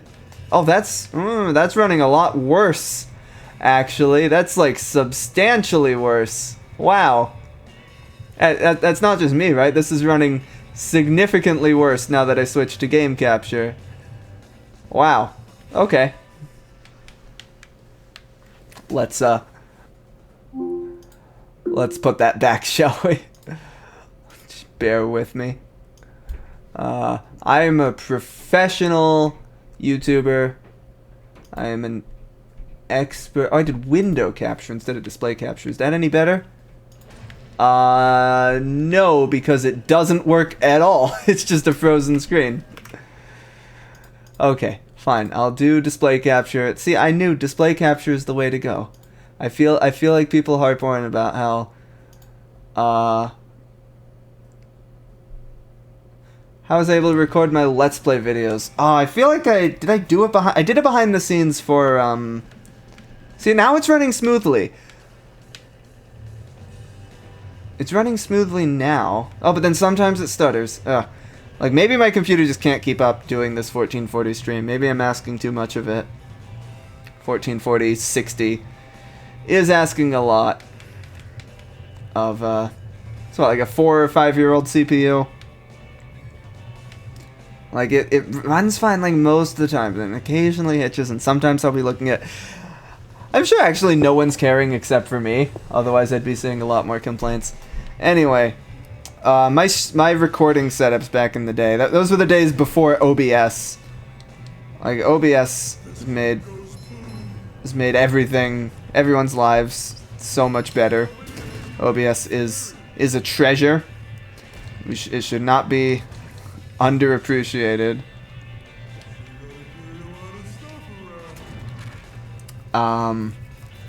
Yeah, back in the day, I used like a Dazzle DVC 100, I want to say it was. It was like the DVD recorder is what it was marketed as. It was a USB composite video capture card. And I want to say I recorded everything using Virtual Dub, which is just a terrible piece of software. I would not wish Virtual Dub upon my worst enemy. And then I think I don't know if I was using Vegas or if I was just editing everything in Movie Maker. Yeah, like how was I doing the audio recording? Like the process changed over the course of the thing, of course. Like that LP went over a course of like years in total. Is there not something useful down here? That's interesting. I mean, I guess this is the way back up if you're down here with the freeze fruit. Like, I definitely at some point I started using Vegas. I started doing my audio in Audacity.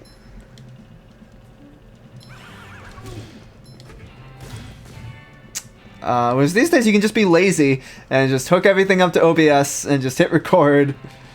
And it all just works. How are you supposed to do this? Are you like supposed to hit the fruit or just... Yeah, just go in there and go to town.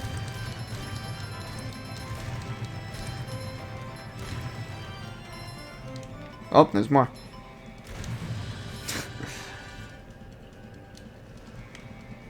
And then yeah, for the Truth or Square... Truth or Square, that started out standard definition. I think I was still using the same Dazzle DVC 100 to record the 360. And then towards the end of the Let's Play, like the very last segment, I got an HDMI capture card, which is still the same one I'm using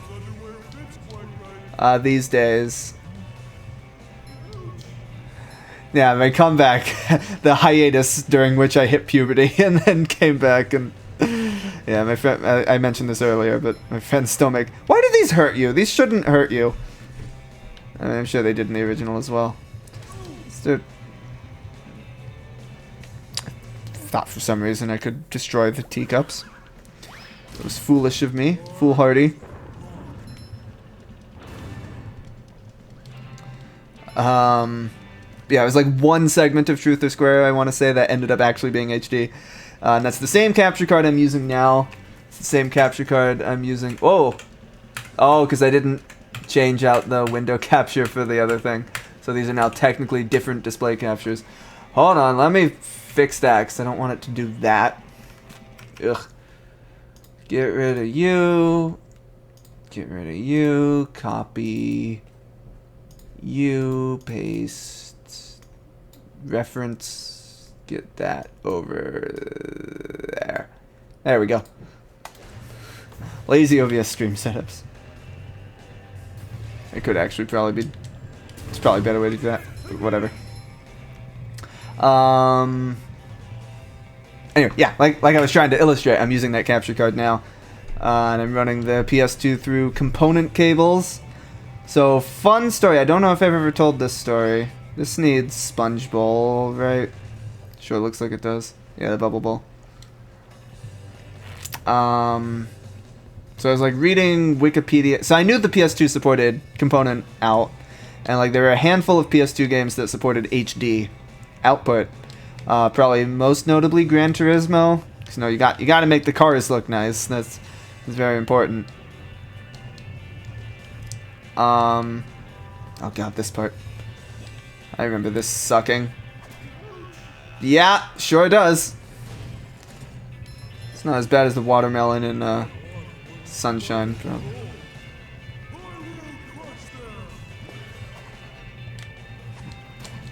There we go. Easy. Video games. It's all for a suck.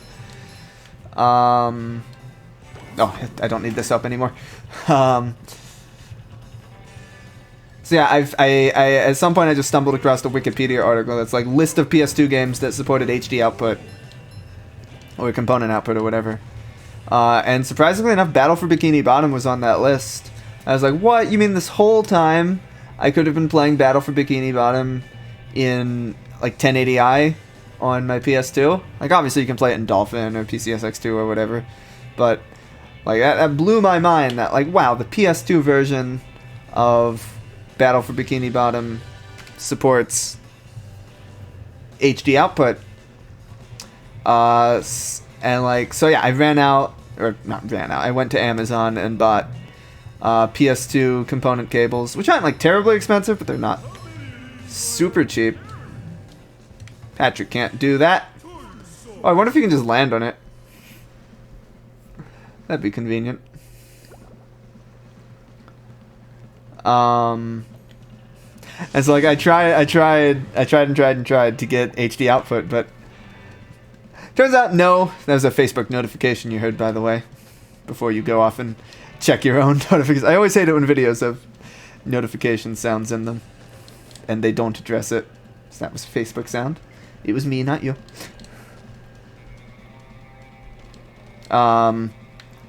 Yeah, no, turns out that Wikipedia article was just totally wrong. I don't think I even fixed it or anything. It's still wrong. Whoops, that's the way back down. Ugh. But yeah, it had like one citation, which was to this old like, yeah, website that had just a whole list of PS2 games and like whether they supported HD or not. But like that website, that was Facebook again. What was I saying? The website hadn't been updated in ages. It wasn't available anymore, I don't think. And I like tried to check the Wayback Machine, see if it had any mention of SpongeBob. But so far as I could tell, it didn't. Like whoever was editing that Wikipedia article evidently just made up the whole notion of this game having HD support, at least in the PS2 version. Like maybe the Xbox version did or something.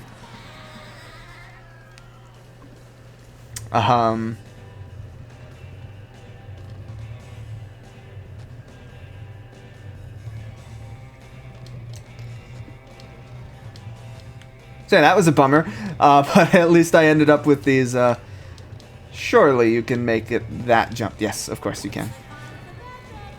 Where does this lead? Oh, is this just a way out of here? So otherwise you're trapped. Can you actually fall in that hole? No, huh? That's weird. I wonder if this hole was there in the original. Yeah, I've heard the Xbox version looks the best. I'm already, my throat's already getting sore. I was planning on doing 12 hours of streaming today, but that is quickly seeming unviable. Hold on.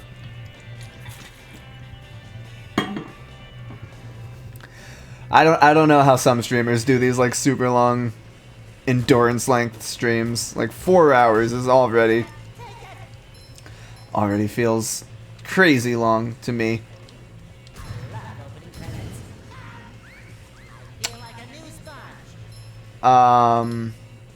Yeah, so I've at some point I think I was like vaguely, I want to get that shiny object. At some point I was like vaguely tempted to pick up the Xbox version just to see like does it live up to the hype being that much better. And I think it's backwards compatible in 360, so. But hey, now we have this one, so who cares about the stinky old version of Battle for Bikini Bottom? I missed the shiny object. That is unacceptable. I love this dumb slide that like ends higher than it starts. It's like very, very physics of it. Like that's a stupid thing to care about in SpongeBob of all thing, having realistic, you know, sliding physics, but that's not. Oh, I got it! Hey, go me! I'm so good. I'm so good at video games. That's what everyone tells me. They all say, "Pie Man, you're the best Let's Player." Oh.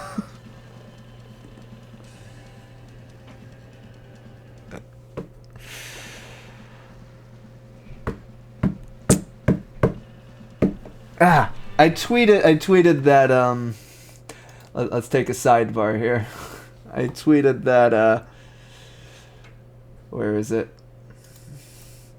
That review I found. Here we go. No, I want the image, please. Can you paste an image into OBS? Nope, that just got me a second display capture. Oh, am I really gonna have to open image in new tab? Click and drag the. Add the link as a source. You know what? Fine. That'll probably work. Yeah. Okay. So I found this message on the Battle for Bikini Bottom speedrunning Discord, which I think is just such a beautiful, glowing review of my Battle for Bikini Bottom Let's Play. I'm glad I was able to touch people in this way. I really made a difference in the world with my pro expert SpongeBob gameplay. Yeah, that Let's Play was terrible. I have no misapprehensions about that. I for some reason remember this bumper carts part being hard. Maybe it's just because you're on the ice. It was not hard. It was not hard. Let's see, what else? So yeah, that's the thing that'll like lead you to all the random bullshit effects. Yeah, that was like, especially in the, oh yeah! It was the software I was using to record. It would have those camera effects. That wasn't virtual dub. What was that? I don't remember anymore. I probably mentioned it. Your aunt thought I was a loser when she saw my face, but you were inspired. Wow, inspired. That's a bold word there. What? Why didn't that... That's what I get for doing speedrunning stress, trying to, you know, jump ahead of when it actually freezes, but then it just goes and doesn't freeze. I want to say this is like everything to do. Like you go back and talk to Mr. Krabs maybe to get your reward, and then you just like go on to the end.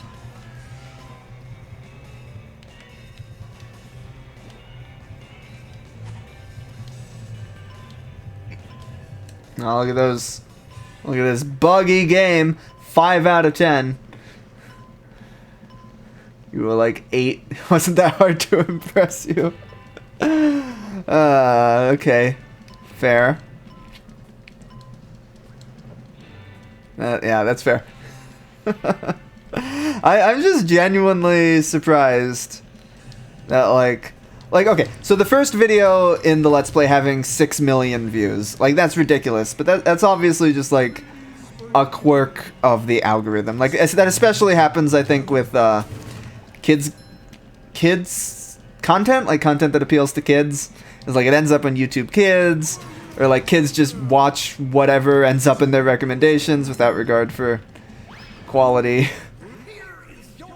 Excellent. I'm especially talking like really young kids, like 5-year-olds, that sort of thing. Like the YouTube algorithm. I got a whole speech prepared about the YouTube algorithm.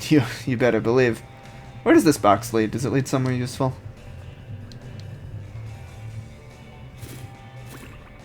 Sure does. I love it. I hope they patch in the box animation.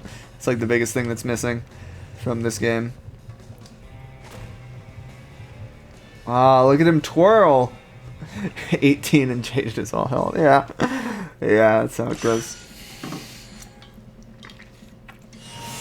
But no, what's surprising to me is like, yeah, the first video getting 6 million, that's just some quirk of the nightmare algorithm that we're all beholden to.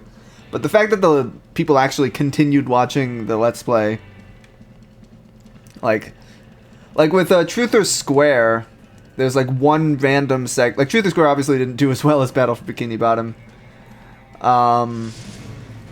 But like, what was it? What was I gonna say? Oh yeah, it was like the last segment of Truth or Square for some reason got like way more views than any other, and you know that's just like a random quirk of the algorithm. But the fact that there were actually like a decent number of people, I don't know how many really, but like a decent number of people who how do you get back? Yeah, it takes you to the pier. You can't get to that platform, right? It feels like you ought to be able to, but I don't think you can. Ah, right, there's this boing. Yeah, a decent number of people actually like watched and enjoyed my Let's Play. Which, it's kind of unwatchable. Like, it's very bad. Like, I've tried watching it through, and it got like 15 segments in, I want to say, before just giving up completely. It's not a good Let's Play. Anyway, we're coming up on the first major milestone.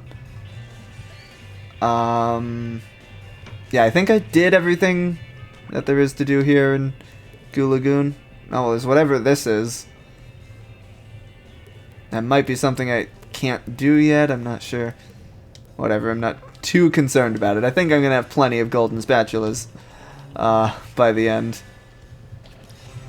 SpongeBob looking good. He sure is. He's definitely looking good. So anyway, like I said at the top, and this is probably annoying to the people who are watching the Copa would be coming for your ass. Yeah, that's why I'm saying ass and such. So you know this is not a video aimed at children. It's a video aimed at a general audience that happens to include children, but is not exclusively children. You see that? That's how you make sure. I was about to make a bad joke. I shouldn't make that joke. I will refrain from making the bad joke, but yeah. Anyway, this is probably annoying to all the people who are watching the VOD from the start, but you know, people are coming in and out of the live stream. So to reiterate what I've said, Patrick keeps dropping his pants, and that's disconcerting. That's not what I was gonna say. Like I said at the top, my original plan for this stream is because I don't want to just spam people's subscription feed with an unrelenting torrent of SpongeBob. My original plan, because this is like a 12-hour game, and YouTube has a 12-hour time limit for its videos, I was gonna try to beat the entire game in just one shot, one live stream, beginning to end, 12 hours, and we're done. But then, like, it was, like, last night, and I was, like, lying in bed thinking, I'm gonna have to play SpongeBob for 12 hours tomorrow. I'm gonna have to talk into a microphone for 12 hours. No one wants that. I don't want that, especially. But moreover, looking at our time, we're about 4 hours up. We're about to beat the first of 3 major bosses. So it might actually even be a struggle to try to fit it under 12 hours. We might be pushing it, especially as the levels get more difficult. So I'm thinking the more reasonable thing to do is to make this a 3-segment Let's Play, like 4-hour segments. One for this part of Bikini Bottom, these stages we just did. One for the next part, and then one for the end of the game. And maybe I'll do a fourth one for some wrap up or something like that. Anyway, all that to say, I'm gonna try to stream for as long as I can. My throat is already killing me, and we're not even 4 hours in, so we'll see how far we get. I'm probably not going to stream the rest of the game. Like, I'll just record it in the traditional Let's Play format. Because that's just, less pressure and lets me like edit it more and stuff. Anyway, all that to say, it's time to fight Robot Patrick. And then I think I'll end the first segment, and then we can see where it goes from there. Can always stitch them together if I do want to make it one big long video.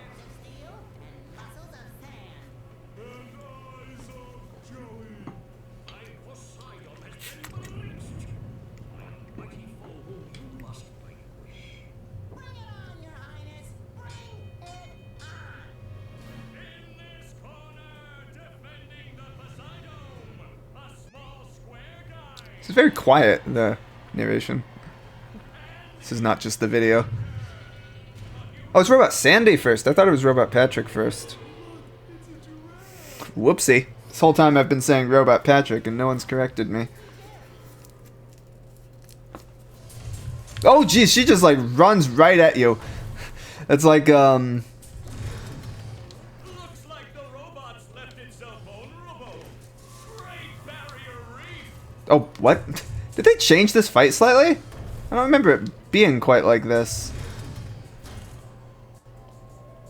Now the robot's taking a beating out there. What was I saying? Yeah, it's like the Bowser fight in Odyssey where it just starts by throwing his hat at you. Oh yeah, then I guess you switch to Patrick and you have to like pick up her head and throw it into the thing. Oh, whoa, look at his body. You can like see the quads. Is that? Oh, look at the textures on SpongeBob's. Whoa, those close-ups. I was not prepared for those close-ups. So do you have to like do it manually now? Spying! The old clothesline move. Is it all the same attacks? I don't remember it like sending you flying into the air like that.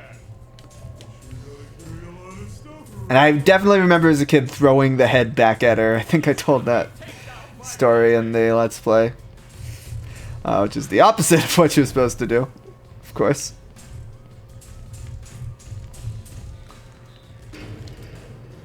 Boing. This fight is, like, she's got a lot more hits, but it feels a lot easier than King Jellyfish. There's less of a timing element. I mean, who knows, maybe the last part's harder than I'm remembering.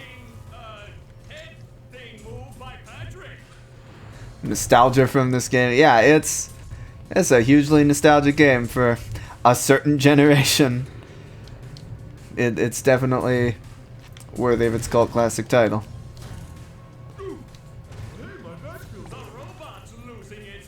No, you don't. Eh. Wow, I've never seen such an electrifying match. So yeah, what does SpongeBob have to do for the last segment? I don't remember. Bounce and bash the head. Oh, thanks.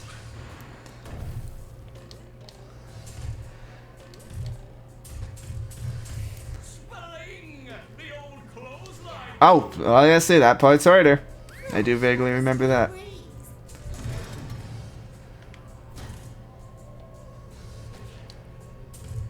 Ah, and then you have to do that. I see. Very challenging. Oh, look, she just came right at me. Gives you a good amount of health, though. Oh, blockbusters. The days of, like, just renting the same game over and over again. I actually don't know if I did that. I feel like I generally, if I was ever going to, like, rent a game twice, I would generally just buy it. This match is just about over.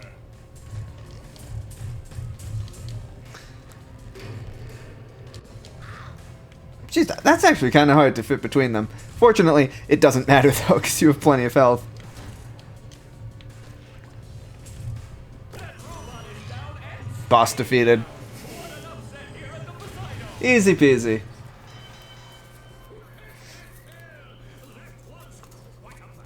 I do distinctly remember. Oh, I'll let the cutscene play out.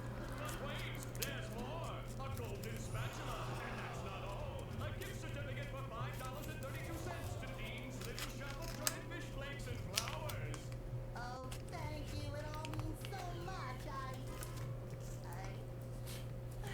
I promised myself I wouldn't cry.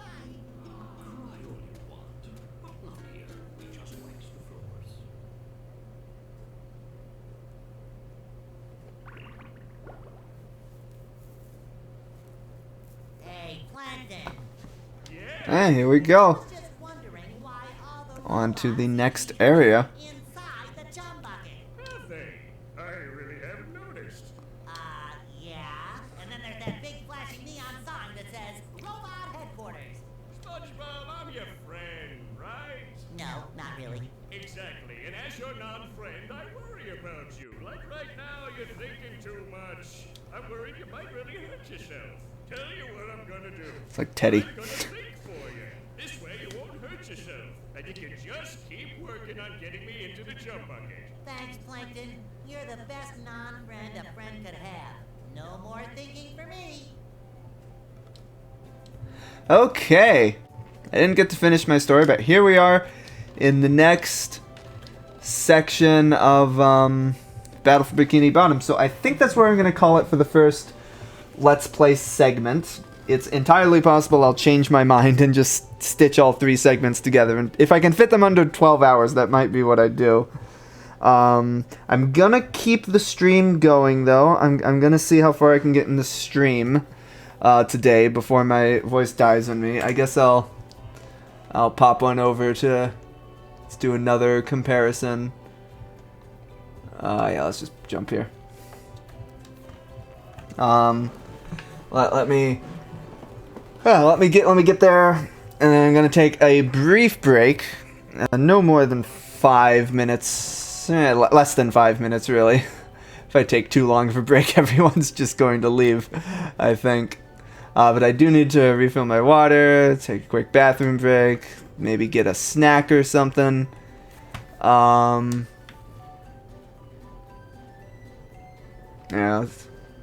there we go.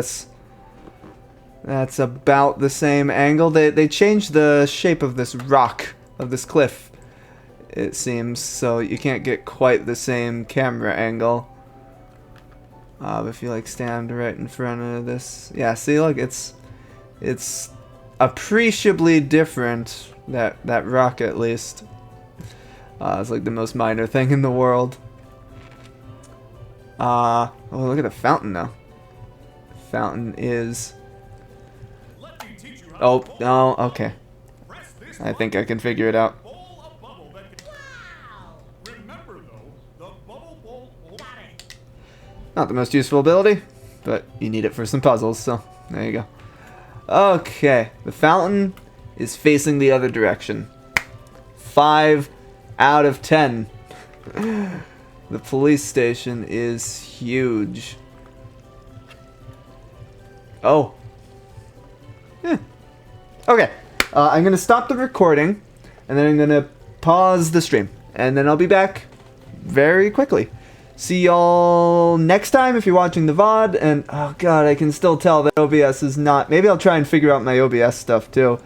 Maybe I do just have to stream at 1080 or something. I don't want to do that though, and then it's going to make it harder to stitch it together.